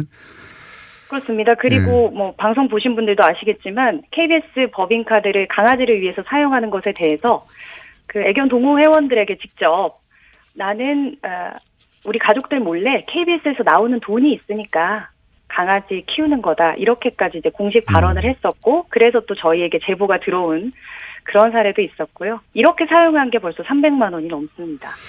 자, 그 강규영 이사에 대한 해임 권고가 오늘 원래 해임 권고 받아서 이제 청문회가 이루어지기로 했었는데 청문회는 5일 연기된 상태입니다. 그동안 그 KBS 공영방송으로 기능을 제대로 못했다고 하는 시민의 질타가 많이 있었습니다. 여기 대해서 지금 파업을 110일째 이어가고 있는 구성원으로서 시청자들에게 하고 싶은 말 있으십니까? 파업을 하면서 방송의 힘이 참 크구나 이런 걸 느끼고 있습니다. 저희가 밖에 나와서 KBS 문제에 관심 좀 가져주세요라고 외치고 있을 때 저희도 뉴스공장을 포함해서 언론에서 우리 이야기를 다뤄줬으면 네티즌들이 우리에게 관심을 가져줬으면 하는 바람인데 지금까지 도움이 필요하다고 느끼셨던 분들이 저희가 그들의 이야기를 듣지 않았을 때 어떤 심경이었을까 느끼고 있고요. 이제라도 바꾸지 않으면 안 된다라는 절박함으로 파업을 하고 있습니다. 뭐 KBS 안 보면 되지 않느냐, 볼 게 얼마나 많은데라는 분들도 계신데 여러분의 수신료로 만드는 뉴스가 정말 제대로 만들어지면 어떨까 기대를 저버리지 않으셔도 좋고요. 끝까지 포기하지 않아주셨으면 좋겠습니다. 알겠습니다. 여기까지 듣겠습니다. 오늘 말씀 감사합니다. 네, 감사합니다. 네, 지금까지 110일째 파업을 하고 있는 KBS 세노조 소속의 김미치라 KBS 기자였습니다.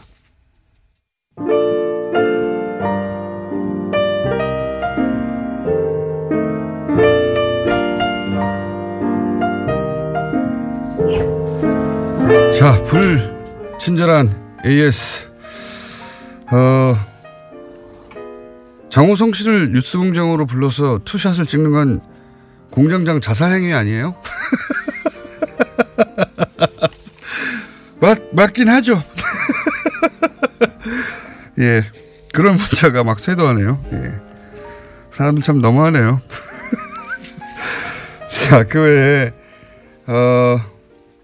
돼지 살처분 뒤에 선물 시장도 있었다니. 이거 정말 상상하기 힘든 일이죠. 예. 그리고 김현건 의원님에게 문자가 많이 왔습니다. 로또도, 농협에서 로또도 하니까 로또도 봐주세요. 등등.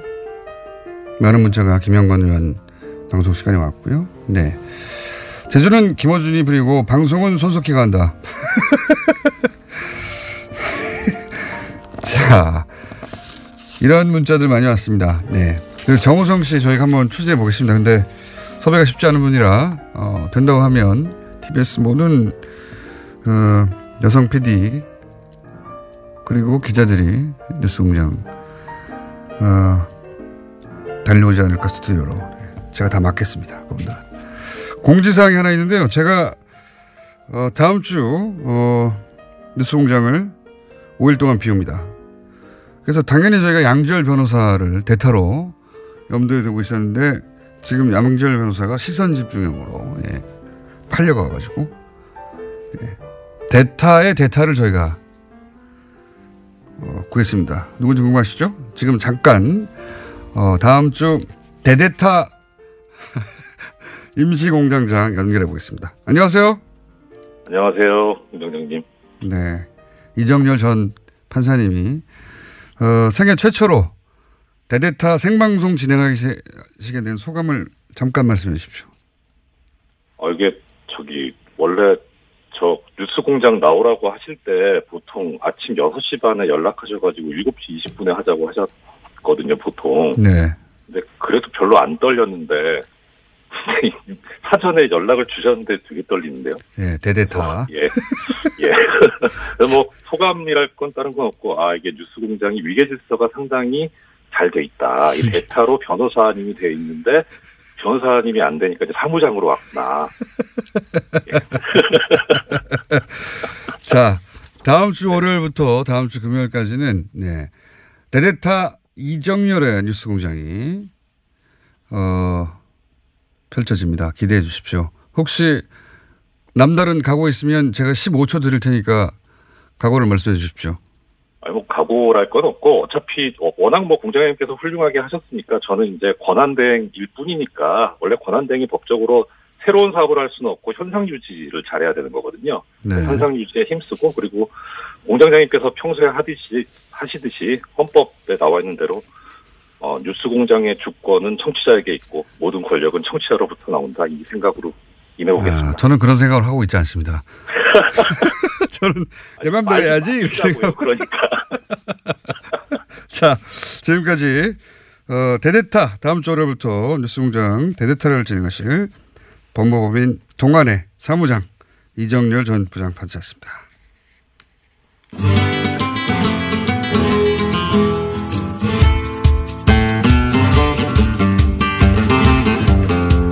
자, 조선일보에서도 기사로 다뤘습니다.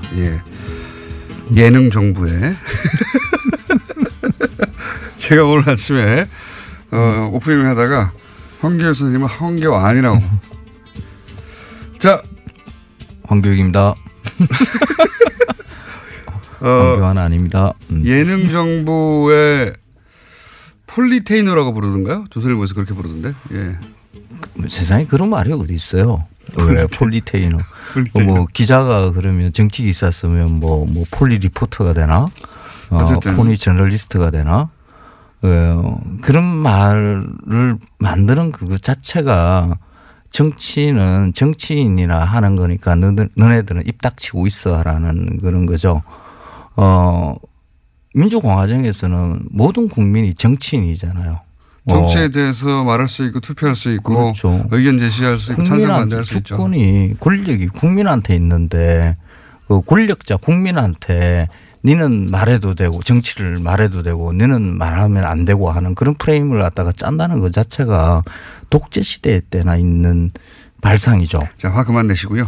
화는 자, 현준 선생님 오늘은 어떤 음식입니까? 과메기 하려고 그래요. 과메기? 예. 그 과메기칠이 돌아왔어요. 저는 뭐 거의 모든 음식을 어떤 선입견 없이 잘 먹게 생겼고 실제로 잘 먹는데 과메기는 저 입에 딱딱 안 붙더라고요. 물론 근데 그렇죠. 굉장히 좋아하시는 분들도 있긴 한데. 그 과메기라는 게 그냥 그 말린 생선을 날로 먹으니까 그 비린내도 사실 약간 있어요. 그리고 약간이 아니고 많이 있죠. 그러니까 먹기가 좀 거북해 하시는 분들이 있어요. 그제 신문에 보니까 이 과메기를 가지고 좀 나이도 좀 드신 그 두 어른께서 이렇게 싸우시더라고요. 과메기를 두고. 내가 먹는다. 아니요. 그러면요. 네가 먹어라. 과메기가 꽁치다, 청어다를 두고 술을 한잔 하셨나 봐요. 이게 꽁치냐 청어냐를 두고 원래 역사도 별거 아닌 걸로 싸워서 전쟁까지 가고 그래요. 부산에서 그게 뉴스로까지 나왔어요. 싸워가지고 대판 싸워서 어떻게까지 갔습니까? 조금 이렇게 뭐 좀 그랬었나 봐요 아마. 그러니까 뉴스로 날 정도면 경찰서 가고 시원 뭐 이랬을 거죠. 예. 시원 때문에 대형 사고 나고 그러잖아요. 어쨌든 과메기가 꽁치냐 청어냐. 그 원래 과메기라는 말은 두 분 다 맞는 거 아닙니까 지금? 일정 정도? 아니요.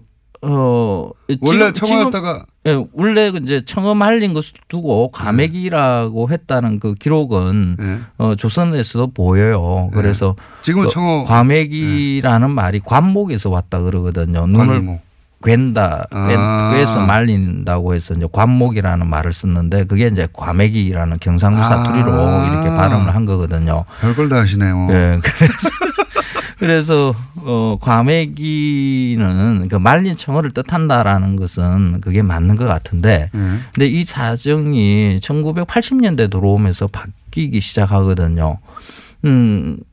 그 청어가 잘 안 나오기 시작해요. 1970년대 이후부터. 그래서 이제 말릴 청어가 없는 거죠. 그래서 말린 꽁치를 두고 과메기라고 부르기 시작을 해요. 그래서 지금 식감이 비슷합니까? 많이 다르죠. 말린 꽁치와 말린 청어는 두 개가 완전히 다른 음식이라고 할 수 있을 정도로 다릅니다. 근데 이거 가지고 조금 착각을 일으킬 수 있어요. 그럼 예전에는 그 꽁치를 안 말려서 먹었느냐? 꽁치도 말려서 먹었을 것이 분명하거든요. 그렇죠. 과거에는 오래 보관할 방법이 말리는 것밖에 없으니까요. 그렇죠. 예. 뭐 말리거나 염장하거나 둘 중에 하나거든요. 그래서 그러니까 말린 꽁치도 있었는데 그게 예전에 과메기라고 불렀을 수도 있어요. 그거를. 네. 왜냐하면 눈을 뚫어서 눈 부분으로 이렇게 엮었다면 과메기라고 불렀을 아니요. 그 눈 뚫고 이렇게 말리지는 않았을 거예요. 그런데 말이라는 것은 그 과메기라는 말이 어디서 오는가 사실 민중들은 그렇게 크게 관심이 없거든요. 그냥 말린 생선 과메기. 요만한 사이즈의 말린 생선 과메기 아니야 이렇게. 과메기 뭐 이러면서 그렇게 불렀을 수도 있다고 봐요. 그래서 이 둘 다가 그냥 맞다라고 봐야 되는 거죠. 그러니까 두 분이 그렇게 싸우실 필요 없고. 무승부로 하시고. 근데 왜 이 과메기가 특별히 그 대중들의 사랑을 받았습니까? 1990년대 들어와서 이 과메기, 꽁치 과메기죠. 꽁치 과메기가 크게 번졌는데 향토 음식에 대한 수요가 그때 1980년대에 만들어지거든요. 국풍 이럴 때인가요? 그거보다 이제 조금 더 지났었죠. 1980년대 향토 음식에 대한 수요가 이제 처음 만들어지고 그게 꽁치 과메기가 크게 번지는 것은 1990년대 들어와서이고요. 다들 우리는 뭐 시골에서 다들 살았죠. 1960년대 이전까지만 하더라도 다 농촌에서 어촌에서 이렇게 살다가 산업화 과정에서 다 도시로 오거든요. 그래서 도시로 한 20, 30년 도시에서 살다 보니까 예전에 고향에서 먹던 음식에 뭔가가 있을 거야 하는 그런 향토 음식에 대한 그 관념들이 만들어져요. 그러니까 그 이전에 60년대 이전에는 향토 음식에 대한 관념 같은 것은 없었습니다. 그래서 도시화가 진전되면서 이렇게 생긴 거군요. 그래서 그 지역 음식에 대한 수요가 이렇게 꽁치 포항의 과메기로 이렇게 붙고 그게 크게 번져 나간 것이라고 봐야 되는 최근에 거죠. 과메기가 또 뭡니까 포항 지진 때문에 다시 주목받고 있지 않습니까? 그렇죠. 이 과메기가 포항 경제에 크게 이렇게 영향을 줘요. 실제 그 정도입니까? 실제로. 포항에 그러니까 1990년대 초반에 제가 그 과메기 취재를 위해서 그 포항을 한번 돌았었거든요. 그때는 그 과메기 덕장이 바닷가에 조그만하게 그냥 그 지역 사람들이 먹을 정도의 양만 생산을 했었거든요. 그런데 지금은 사정이 다릅니다. 그 포항에 과메기를 만드는 공장들이 굉장히 많습니다. 포항 경제에 영향을 미칠 정도예요. 그렇죠. 그러니까 과메기는 포항에서 말려야 진짜인 것으로 많은 포항 과메기죠. 생각을 하거든요. 그래서 거의 다 과메기 우리가 먹는 과메기들은 거의 다 포항에서 생산이 됩니다. 그래서 포항의 경제 특히 그러니까 취업 기업들 뭐 이렇게 교분에 사실 뭐 그렇게 돈벌이 할 만한 게 그렇게 많지 않지 않습니까? 과메기를 맛있게 먹는 방법은 뭡니까 그러면? 이게 복잡해요. 이 과메기. 네, 50초 내에 설명해 주십시오. 아, 그래요? 이거. 네. 그 과메기는 원래 청어였는데 그 청어는 옛날부터 이렇게 말리던 거고 일제강점기에는 그게 미카키 리싱 우리나라는 신음이라고 이렇게 한자로 이렇게 썼는데 원래 일본 말로 불렸고 일본에 수출되고 저 기차를 타고 저 중국 대륙 러시아 이런 쪽까지 이렇게 팔려 나갔거든요. 그러니까 말린 청어를 그냥 먹는 것보다는 요리를 해서 먹었다라고 보는 게 맞습니다. 지금 꽁치 과메기가 번지면서 날로 먹는 것이 이렇게 정착된 것은 얼마 안 나머지는 되거든요. 내년에 해야 그래서 되겠습니다. 요리를 해서 먹는 게 제가 보기에는 특히 청어 과메기는 제대로 먹는 거라고 보거든요. 그래서 알겠습니다. 굽거나 그만하세요. 조리거나 다양하게 요리를 봬요. 해서 예. 한번 드셔보십시오. 표준 그러면 청어 황교익 과메기가 선생님이십니다. 훨씬 맛있습니다. 고맙습니다. 저도 내년에 뵙겠습니다. 안녕. 고맙습니다.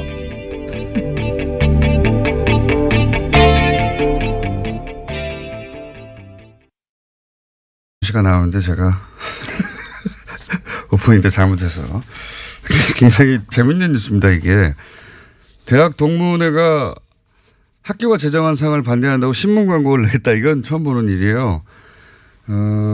근데 황교안 전 총리가 자랑스럽다고 생각하는 성대 동문들도 있을 수 있잖아요. 네. 그래서 제가 제안을 하나 할까 합니다. 뭐냐면 찬성 반대 서로 연대 서명 대결을 벌이는 거예요.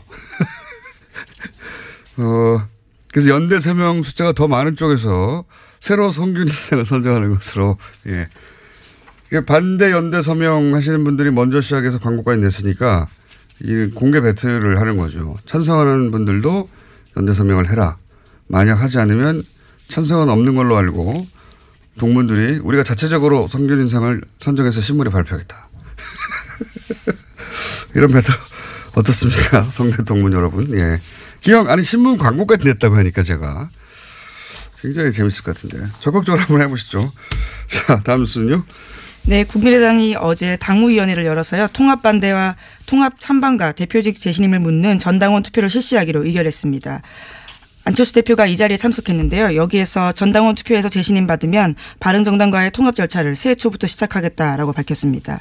통합 시간표도 나왔는데요. 27일에서 30일 사이에 전당원 투표를 실시하고요. 31일에 결과를 공표하겠다라는 겁니다. 그렇군요. 예, 이 뉴스도 상당히 주시한 뉴스입니다. 간만에 해설을 좀 본격적으로 해보자면 당무위는 당연히 통과돼요. 왜냐하면 안철수 대표 쪽 사람들이 과반이 넘으니까 한 70여 분 되는데 과반이 넘으니까 통과될 거니까 하자고 했죠. 당연히. 그건 통과될 건데 제가 어제 이제 그 프레임이라는 건 단어 선택부터 시작되는 거라고 정면 승부라는 것도 하나의 프레임이고 단어 선택도 사실은 보수 진영이 혹은 보수 매체가 이 프레임으로 안철수 대표를 보호한다고 이렇게 볼 수 있어요. 왜냐하면 극명한 비교가 사실은 안철수 대표가 민주당에 있던 시절 거의 비슷하게 문재인 당시 대표가 이 재신임 걸고 투표하자고 했었거든요. 그때 보수 언론의 보도를 찾아보시면 제목이 문재인 정면 승부 아니에요. 문재인 파국, 문재인 뭐 극렬 반대, 문재인 투표 강행, 문재인 모두 등 돌려, 억지, 고집, 뭐, 이런 제목을 보도하거든요. 그러니까 만약에 안철수 대표가 아니었으면 대표가 혼자 기자회견하고 자신의 당 의총회는 안 나갔잖아요. 예. 그러면 아마 뭐 비겁, 도망 이런 걸로 집중 포함했을 거예요. 그런 표현이 없죠. 예. 승부수라는 표현도 마찬가지인 것이 이건 승부수가 아니라 전당원 투표. 묘수라고 할 수 있을지 모르겠습니다만 상대 쪽에서 꼼수라고 해도 할 말이 없는 거거든요. 왜냐하면 합당은 전당대회로 하거든요. 그 전당대회 때 한번 투표하면 돼요. 네, 현재 반대파 의원들이 당무의 의결 정당성 문제 삼으면서 투표 거부 운동 선언했습니다. 뭐 그 뜻대로 될지는 모르겠는데 전당대회로 하면 되는 것을 전당원 투표라는 절차를 한 번 중간에 더 넣은 거죠. 왜냐하면 원외 당내에서는 반대하는 의원들이 다수지만 원외에 있는 위원장들 특히 호남 위에 지역에서는 국민의당 지지율이 지금 한 4, 5%밖에 안 되잖아요. 그러니까 지방선거에서 기초의원 한 명이라도 당선시키기가 어렵습니다. 그러니까 뭔가 지금 상황을 합당이라도 해서 바꿔봐야 되거든요. 그러니 전당원 투표를 하면 합당 우세 의견이 나올 수가 있어요. 그러니까 하자고 하는 거고. 그래서 중간에 이런 절차를 하나 끼워 넣어서 자, 당원들이 합당하라고 하니까 전당대회도 합당하는 게 마땅하다. 이런 여론의 힘을 얻고 싶은 것이고 보수 매체도 이제 두고 보세요. 그런 뉘앙스로 보도를 할 겁니다. 왜냐하면 지금 보수는 보수 재편 없이 정권 창출이 어렵다. 이 공감대가 있어요. 사실이고 그것이. 근데 이제 안철수 대표는 그 재편 과정에서 본인이 적자가 될 수 있다고 생각을 하는 거죠. 이거는 이제 이 열차는 안철수 대표가 혼자서 만들고 혼자서 출발시키고 혼자서 안정할 수가 없는 거예요. 당연히 보수 재편을 하려면 보수 진영에서 손을 잡아줘야 되는 것이고, 예. 작년 초부터 제가 줄기차게 얘기해왔던 것이 이제 안철수 대표가 새누리당과 어떤 방식으로든 연대하게 될 것이라고 얘기했었는데 여튼 이 열차의 승차를 보수 진영에서는 혹은 보수 매체에서는 지지할 것이다. 안철수 대표는 그걸 알고 있으니까 이렇게 가는 것이고 사실 통합도 아니죠. 예, 이거는 당내 의원들 절반 이상이 반대하는데 통합이라는 단어를 쓸 수가 없죠. 이건 합당인데 이렇게 합당하는 경우는 우리 정치사에 없었어요. 과거 3당 합당 이것도 당내 의원들은 대부분 찬성을 했죠. 예. 거기 반대하던 뭐 노무현 전 대통령이 그 유명한 이 있습니다. 뭐 이런 사진도 있지 않습니까? 결국 이제 소수가 반대하고 탈당했지만 대부분 찬성해서 3당 합당이 된 거거든요. 근데 이건 대부분 반대하잖아요. 단어 선택부터 프레임이 우호적인 거죠. 예. 남은 변수는 이제 합당 반대파의 실력. 합당 반대파 의원들도 만만치는 않으니까. 이 반대파에 대해서는 안철수 대표가 기자회견에서 얘기를 했죠. 구태 정치, 기득권 정치. 예. 안녕하세요. 김원준입니다. 예능 정부. 청와대가 예능 프로인 알쓸 신잡을 패러디한 청쓸 신잡으로 홍보 방송을 만들어 황교안 씨가 진행하는 정권 홍보를 이런 식으로 하는 현 정부를 조선일보가 비꼬며 쓴 기사 제목입니다. 예능을 패러디하고 방송인이 출연해 청와대가 직접 홍보하는 방식이 과하다. 이렇게 느낄 자유 있죠. 그래서 예능 정부라고 한마디 하는 거 자체는 얼마든지 그럴 수 있습니다. 그런데 같은 기자가 1년 전 작성한 박근혜 대통령 한중 정상회담 관련 기사를 보면 이런 내용이 있습니다. 박 대통령이 작년까지는 붉은색, 노란색 계통을 입다가 올해 한중회담에서 처음으로 남색 정장을 입었는데 정상회담에 임하는 남다른 각오가 담긴 게 아니냐. 북핵 관련 연설을 했을 때도 남색 재킷에 바지 정장을 입었는데 전투복 드레스 코드라고 한다. 정상관 대화나 연설, 기자회견도 아니고 옷 색깔로 대통령의 각오가 얼마나 비장한지를 말하는 대목에서 빵 터졌습니다. 황교안 씨가 청와대 제작의 예능 패러디에서 정권 홍보를 하는 걸 예능 정부라고 할 거면 언론인이 자사 매체 지면을 통해서 이렇게 직접 대통령 홍보를 해주는 건 예능 언론이라고 해야죠. 요즘 조소를 벌리는 게 무척 즐겁습니다. 김원준 생각이었습니다.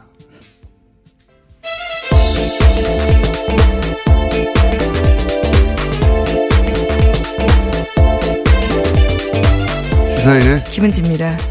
제가 황교 아니라고 했네요. 네, 황교익 선생님이십니다. 죄송합니다, 황교익 선생님. 다 말하고 보니까 생각이 났어요. 네. 나중에 오프닝을 새로 하겠습니다.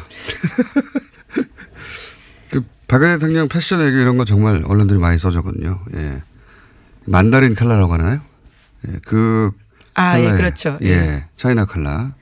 색깔만 바뀌는 바지 정장. 예. 근데 알고 보니까 최순실 씨가 자신의 취향으로 같은 의상실에서 같은 패턴으로 만들어 그런 거였어요. 예. 이걸 패션 얘기라고 얼마나 마사지를 해줬는지. 그런데 그랬던 조선일보가 지금 현 정부를 매일매일 비판하려고 하잖아요. 근데 정부가 아무리 못해도 매일매일 비판하기 쉽지 않거든요. 매일매일.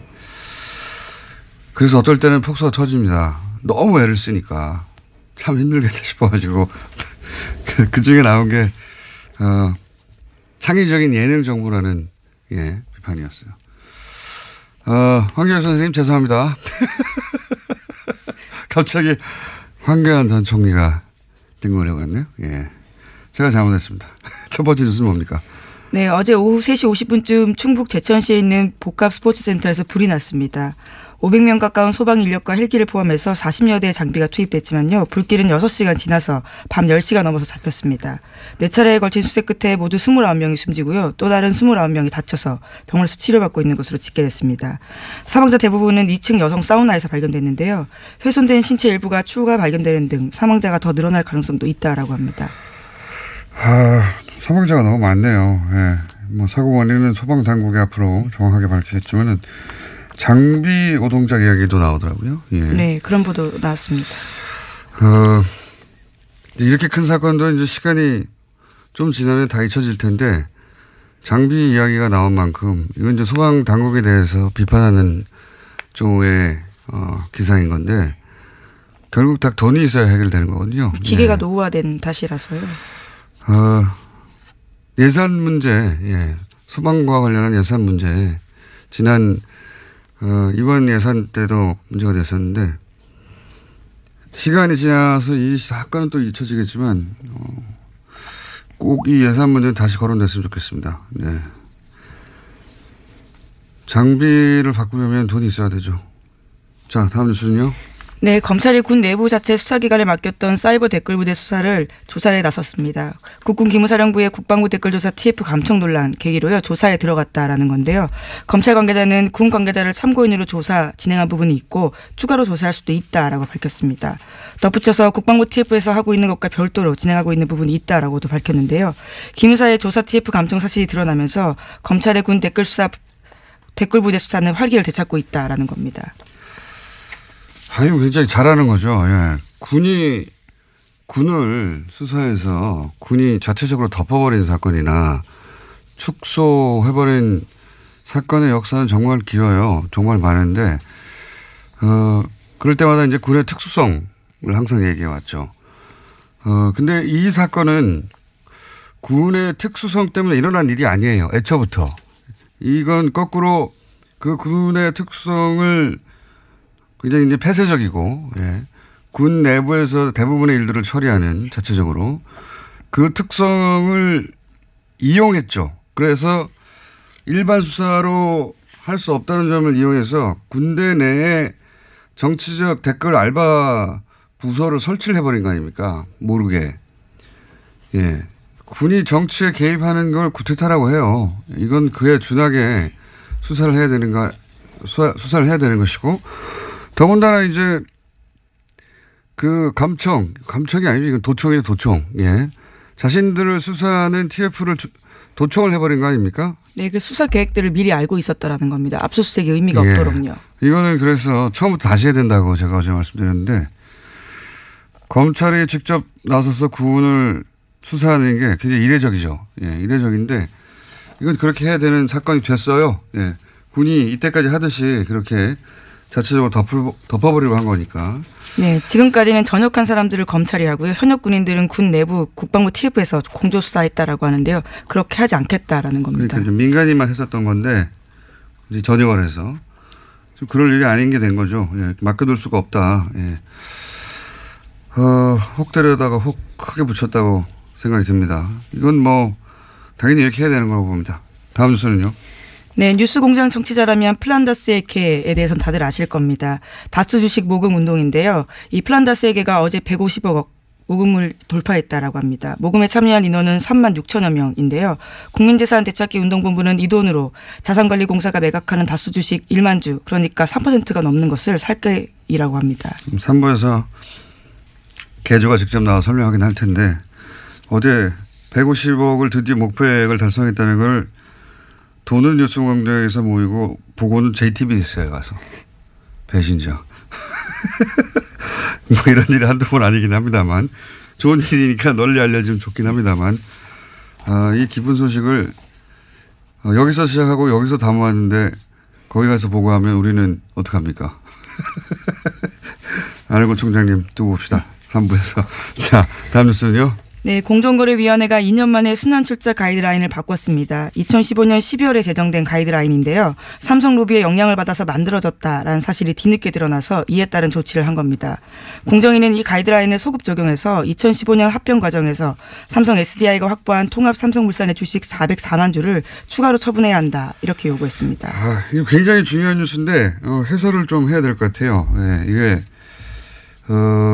주시한 뉴스입니다. 이게 이제 이런 뉴스는 경제면에 있고 복잡해가지고 의미 전달이 잘 안 되는데 매우 중요한 결정입니다. 이게 순환 출자 얘기는 많이 나왔잖아요. 그러니까 재벌 총수가 뭐 자신의 주식은 별로 없는데 지주회사 격인 하나 회사의 주식만 가지고 나머지를 순환 출자해가지고 네, 전체를 지배하는 구조를 그렇죠. 뭐 예를 들어서 삼성물산이 삼성전자를 지배하고 삼성전자가 삼성 SDI를 지배하고 뭐 이런 식으로. 그래서 순환 고리를 만드는 여기에 대해서 이제 우리가 규정이 있어요. 이런 순환 출자를 못하게 하는 규정이 있는데 이게 뭐하고 관련돼 있냐면 최순실 게이트하고 관련이 있습니다. 최순실 게이트 당시 우리가 다 알듯이 이제 삼성물산과 그리고 제일모직이 합병을 했잖아요. 그때 이번에 이재용 재판 판결문을 보면 삼성의 미전실 유명한 지금 말을 최순실 정유라 말 지원을 했다고. 네, 장충기 차장도 거기 소속이었습니다. 네. 거기 판결문을 보면 거기서 로비를 해서 공정위의 방침을 바꿨다는 거거든요. 실제로 다른 방침이 있었는데 그걸 로비를 해서 바꿨다는 겁니다. 바꾼 내용이 뭐냐면 이렇게 이제 순환 출차를 하는 가운데 삼성물산과 제일모직이 합병을 했잖아요. 훨씬 큰 회사가 됐지 않습니까? 그러니까 2015년에 공정위는 뭐라고 그랬냐면 이거는 강화됐다. 기존에 이렇게 고리가 있었는데 그 고리가 더 튼튼하게 강화됐기 때문에 기준 강화된 만큼을 덜어내라. 그렇게 별로 문제가 없는 것 같잖아요. 이렇게 보면. 근데 그 가이드라인 자체가 삼성이 로비를 해서 그렇게 했다는 거예요. 그럼 원래 어떻게 써야 되느냐. 원래는 새로 생긴 거로 봐야 된다는 겁니다. 고리가 원래 이렇게 뭐 동그랗게 만들어져 있었다면 그 고리가 하나 삐쭉 따로 하나 생겼다. 그래서 총수의 지배 원한 여기서는 이제 이재용 부회장이 삼성을 더욱 이 순환 고리로 효율적으로 지배할 수 있도록 만들어줬다. 새로 고리가 생긴 거다. 이렇게 봐야 되는데 그러면 새로 생긴 고리만큼 다 털어야 되거든요. 주식을 다 털어야 되는데 2015년에는 강화됐다고 보고 강화된 부분만 털은 거예요. 그러니까 가이드라인을 다시 애초에 그랬어야 하는 그 가이드라인대로 바꾸면 이제는 주식을 한참 더 많이 팔아야 되는 겁니다. 네, 그래서 공정위가 삼성 쪽에다가 주식 처분할 수 있도록 예규 만들어진 지 6개월 동안의 유예기간 주겠다라고 밝혔는데요. 삼성 쪽에서는 공정위 가이드라인 파악해서 공식 입장 내놓겠다라고 하고 있습니다. 그러니까 이제 총수의 지배력을 강화시키기 위해서 로비를 했고 이건 뭐 1심 판결문에 나온 겁니다. 그래서 실제로 공정위 방침이 바뀌었는데 이것을 2년 후에 다시 새로 고리가 만들어지는 거니까 그 주식을 다 털어라. 이렇게 해서 총수의 지배력을 약화시키는 걸로 다시 원상복구. 애초에 그랬어야 하는 방향대로 굉장히 중요한 결정입니다. 이거는 굉장히 중요한 결정이고 공정위가 잘한 일이죠. 해설이 그렇게 많지 않아서 좀 길게 설명을 했습니다. 자, 다음 뉴스는요. 네, 황교안 전 국무총리가 2018년 자랑스러운 성균관인에 선정됐다라고 하는데요. 이에 대해서 반대하는 서명운동 참여자가 3,500명을 넘었습니다. 오늘 아침 경향신문에는 반대 광고까지 실렸는데요. 이들은 수천 명의 동문이 황교안 동문에게 제기하는 의혹과 자중하라는 요청에도 황 동문은 SNS를 통해서 오히려 거짓 뉴스라고 매도하고 있다면서 이러한 태도에 선정에 반대하는 동문들이 더 많이 참여하게 됐다라고 비판하고 있습니다. 여기서 한국이 저 같은 경우는 옛날에 한번 한국에서 우보라고 하면 이해가 될 거예요. 여기 띠비따처라고 예. 일반 차를 불러서 이제 술을 먹었을 경우 집에 가는 경우가 있는데요. 제가 그거를 이제 사드 터지는 20월에 탔는데 저희 집이 굉장히 멀어요. 한 40km 되는데 한 20km 정도 갔는데 갑자기 전화가 왔어요. 한국에서. 그래서 제가 한국말을 하니까 그 기사가 공손하게 정말 미안한데 지금 현재 나는 한국 사람을 태울 수 있는 마음의 준비가 안 돼 있으니 내가 돈 안 받을 테니까 여기서 내려달라. 굉장히 정중하게 얘기하더라고요. 그 정중하게 얘기하는 상황에서 저는 내렸습니다. 참. 그 큰 도시에서 불편했다는 건 뭐 어떤 의미입니까? 예를 들어서 뭐 큰 도시에서 물건을 사거나 식당에 가거나 이런 일상을 하는 게 불편하셨나요? 그럼요. 사드 처음에 터졌을 때는 큰 식당에 제가 베이징 출장을 좀 와 있는데 예전에 베이징을 왔었거든요. 친구가 중국 친구가 대형 식당 가기 좀 힘들겠다 이렇게 얘기를 하더라고. 왜 그러냐 그랬더니 좀 위험하다. 그래요. 혹시 가더라도 그러면 중국말로 얘기를 했으면 좋겠다 이렇게 얘기를 하더라고요. 예전에 굉장히 심각했었죠. 그렇군요. 현지에서 느끼는 분위기는 완전히 우리가 느끼는 거하고 다른군요. 아이들 교육에 좋지 않다고 했다는 정도면은 백화점이 이미지가 나쁘다고. 그렇군요. 물론 이제 거기까지는 알겠습니다. 분위기를. 그러면 이제 대통령이 방중을 했습니다. 뭐 며칠 안 됐기 때문에 뭐 그 사이에 무슨 대단한 변화가 있겠나 싶긴 한데 혹시 일상 중에 피부로 체감하는 변화가 있으십니까? 사실 한국 뉴스를 자주 보는데요. 한국 뉴스에서는 이제 사실 여행 유커 때문에 영향이 크다고 생각을 하시는데 사실 여기 분위기는 한 10월 달 정도부터는 사실 사드가 어느 정도 일반 서민들한테는 이슈화가 이제 안 되고 있습니다. 올해 10월부터는요? 이전에는 중국 친구들 소위 봉합 국면이라고 했던 그 시점이군요. 네네. 거의 지금은 이슈화가 오히려 한국은 굉장히 더 커지는 분위기인데 저희는 이쪽에서는 좀 더 잠잠해진 분위기입니다. 그렇군요. 그러니까 사드에 대한 이야기를 이제 대중적으로든 중국 언론에서도 점점 안 하고 있다. 그렇군요. 혹시 그러면. 그렇죠. 예. 그럼 이제 그 박스 메이드 인 코리아 안 떼고 백화점에 제품 반입이 가능해졌습니까? 그럼요. 그건 꽤 됐습니다. 한 그렇군요. 7, 8월 달부터는 큰 문제 없이 영업을 하고 있습니다. 알겠습니다. 저희가 앞으로 계속해서 몇 차례 더 피부로 느끼는 변화가 뭔지 한번 짚어보려고 하는데 오늘은 중국 상해에서 지금 사업을 하시는 거죠? 네, 맞습니다. 네, 중국 상해에서 완구 사업을 하고 계시는 김인옥 대표 만나봤습니다. 감사합니다. 네, 감사합니다.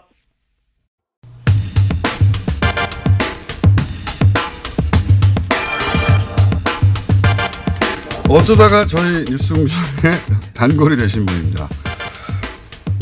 김현건 의원 오늘도 나오셨습니다. 네, 안녕하십니까? 예, 안녕하십니까? 네, 나오셨다 하면 정말 새로운 걸 들고 나오시는 분이죠. 예, 듣도 보다 못한. 자, 지난 시간에는 지난주는 아니지만 지지난주에 아니군요. 3주 전이군요. 이 구제역 사실상 방치한 게 아닌가 싶을 정도로 이명박 정부 시절에 엄청난 소대지가 묻혔고 여기에 무려 3조 원이 투입됐는데 이 3조 원이라는 액수는 그 이전 정권 다 합친 것. 대한민국 출범 이래 다 합친 것보다 훨씬 더 많다. 몇 배가 더 많다. 한 정부에서. 그러니까 그때 나와서 드렸던 말씀이 우리가 이제 구제역 AI가 관련해서 워낙 이제 피해를 많이 보고 있으니까 이게 늘상 벌어지는 일이 아니었는가 이런 생각을 하고 살았는데 이거를 통계적으로 딱 놓고 보니까 그렇지 않다. 전혀 그렇지 않고 이건 완전히 이명박 박근혜 정부에서 집중적으로 터진 일이었지 그 이전에는 이런 일이 없었다라는 거죠. 그래서 이제 방역 실력이 갑자기 김대중 노무현 때 비해서 갑자기 줄어들었는가. 그렇죠. 라고 생각하거나 혹은 그 기간에는 뭔가 있는 거 아닌가. 뭔가 다른 의도가 있었던 것 아닌가. 라고 의심해 볼 만할 정도로 규모가 너무너무 크다. 그 이전에 예를 들어서 바로 직전 정부인 노무현 정부에 비해서 이명박 정부 때 투입된 액수를 비교해 보면 몇십 배라고 하셨죠? 그때 이제 4개 정부에서 들어갔던 돈의 총액의 70%를 이명박 정부에서 썼고 네. 나머지 18%를 박근혜 정부에서 썼고 예. 그러니까 88%를 두 정부에서 쓴 거죠. 그리고 그 노무현 정부에서는 전체 금액의 3%밖에 방역비로 쓰지 않았다는 거. 그러니까요. 이게 예. 방역 기술이라는 건 점점 축적되고 좋아져야 되는데 그렇죠. 예. 병은 똑같고 예. 병이 발전하는 건 아니잖아요. 근데 병도 발전을 하죠. 물론 하겠지만 진화하니까. 예, 진화하겠지만 이거는 똑같은 구제였잖아요. 근데 이게 3% 정도 비용을 쓰던 것을 이게 70% 이상 한 정부가 단독으로 다 쓴다는 게 이게 기술 부족만으로 해결할 수 있는 것인가, 이게 해명이 되는 것인가. 이래서 이제 그 이후로 무슨 일이 있었냐 살펴봤더니 미국 쇠고기가 엄청나게 수입량이 늘었다 뭐 이런 말씀하셨습니다. 그렇죠. 그리고 이제 그 소고기뿐만 아니라 돼지는 훨씬 많이 그때 죽었어요. 전체 사용량의 3분의 1 이상이었던가요? 그렇죠. 330만 마리 정도를 매몰 처분을 했는데 대한민국의 총 돼지 마리가 김대중 정신 이야기하면서 당연히 호남 의원들 얘기하는 건데 기자회견에서 가장 중요한 문구는 사실 이거죠. 예. 왜냐하면 이 문구는 이 보수 진영, 보수 유권자들이 정서적으로 받아들일 수 없는 분들이 있거든요. 몇몇 호남 의원들 중에 박지원 전 대표 같은. 그 보수에게 받아달라는 구애죠. 이 문구는. 예. 자신을 대통령 후보로 만들어준 호남 의원들을 보수의 재단에 제물로 바치는 겁니다. 예. 본질은 그거라고 보는데 이 사건은 아주 우리 정치 지형 전체에 영향을 줄 사안이라 좀 길게 해설을 해봤고요. 자, 다음 순 뭡니까? 한두 개 정도 할 수 있을 것 같습니다. 네, 자유한국당 지도부가 내용을 겪고 있습니다. 홍준표 대표가 인적 청산에 반발하는 류여의 최고위원을 주막집 주모로 빗대자 류 최고위원은 낯을 드셨냐라고 들이박았는데요. 류 최고위원은 페이스북에다가 이렇게 썼습니다. 여성 비하에 남성 우월주의에 빠진 홍마초, 지금도 돼지 발정제 갖고 다니시는 건 아니죠 라고 비난을 했는데요. 당원들이 뽑은 2등 최고위원인 저에게 여자라는 이유로 주모라고 하다니 낯을 드셨냐라고 됐습니다. 네. 두 사람 간에 네. 스타일이 굉장히 비슷한데 서로 각을 세우다 보니까 대단한 말들을 오가고 있네요. 네. 네, 또 오늘도요. 또 대법원에서 홍준표 대표에 대한 대법원 선고가 있을 예정입니다.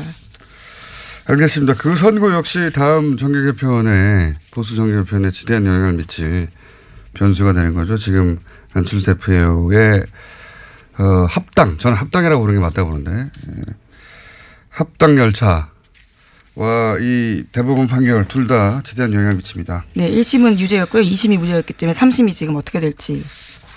알겠습니다. 오늘은 여기까지 하겠습니다. 시사인의 김은지였습니다. 감사합니다. 자, 오늘은 이번 주 내내 중국 관련 인터뷰를 하고 있는데 미니를 하나 더 준비했습니다. 중국의 사드 보복, 이건 명백한 거였죠. 그리고 이제 그게 작년 7월이었고요. 올해 12월에 문재인 대통령 국빈 방문이 있었습니다. 이 방문을 두고 뭐 여러 가지 경제 지표, 뭐 거대 담론으로 얘기할 수 있는데 그게 아니라 현장에서 매일 사업을 하고 있던 분들 이야기를 저희가 한번 짧게나마 들어볼까 합니다. 피부에 와 닿는 이야기. 중국에서 사업하고 계신 김인옥 대표 연결해 보겠습니다. 안녕하십니까? 네, 안녕하십니까? 네. 먼저 중국에서 어떤 사업 하시는지 간단히 소개해 주십시오. 네, 저는 중국 14년째고요. 예. 현재 지금 저희 한국 천안 GPS 코리아에서 개발한 친환경 아동 왕구를 수입해서 중국 총판을 하고 있습니다. 그렇군요. 사업은 잘 되십니까? 네. 감사합니다. 잘 되고 있습니다.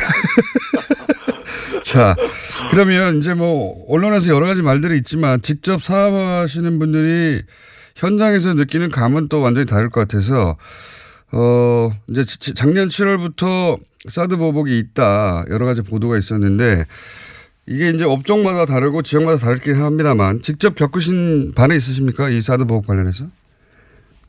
네, 말씀하신 대로 맞습니다. 중국에서 현재 워낙 민족도 많고 넓기 때문에 지역마다 차이가 좀 있습니다. 저는 사실 영향을 크게 받았다는 쪽은 아니고요. 제가 뭐 간단히 말씀드리면 제가 받은 영향은 저희는 완구를 가져다가 중국 백화점에 납품을 합니다. 예. 이런 경우에 이제 예전에는 저희가 박스를 쌓아놓으면 박스 밖에 메이드 인 코리아가 적혀 있어요. 예. 사실 중국 사람들은 굉장히 그 외국 제품에 대한 선호도가 높습니다. 그렇기 예. 때문에 예전에는 말이 없었는데 사드가 터진 이후로는 그 제품을 보면 소비자들의 인상도 안 좋고 백화점에 영향이 있다 해서 그거를 그 소비자가 보지 않는 곳에서 다 철수하게 하고 또 저희가 이제 백화점 영업을 합니다. 영업을 할 때 저희는 한국에서 개발한 아동 친환경 제품이라고 광고를 하는데 이런 부분도 아이들의 교육상이나 백화점에 볼 때 악영향이 있으니 허용을 안 하는 경우가 많이 있었죠. 메이드 인 코리아를 안 보이게 해라?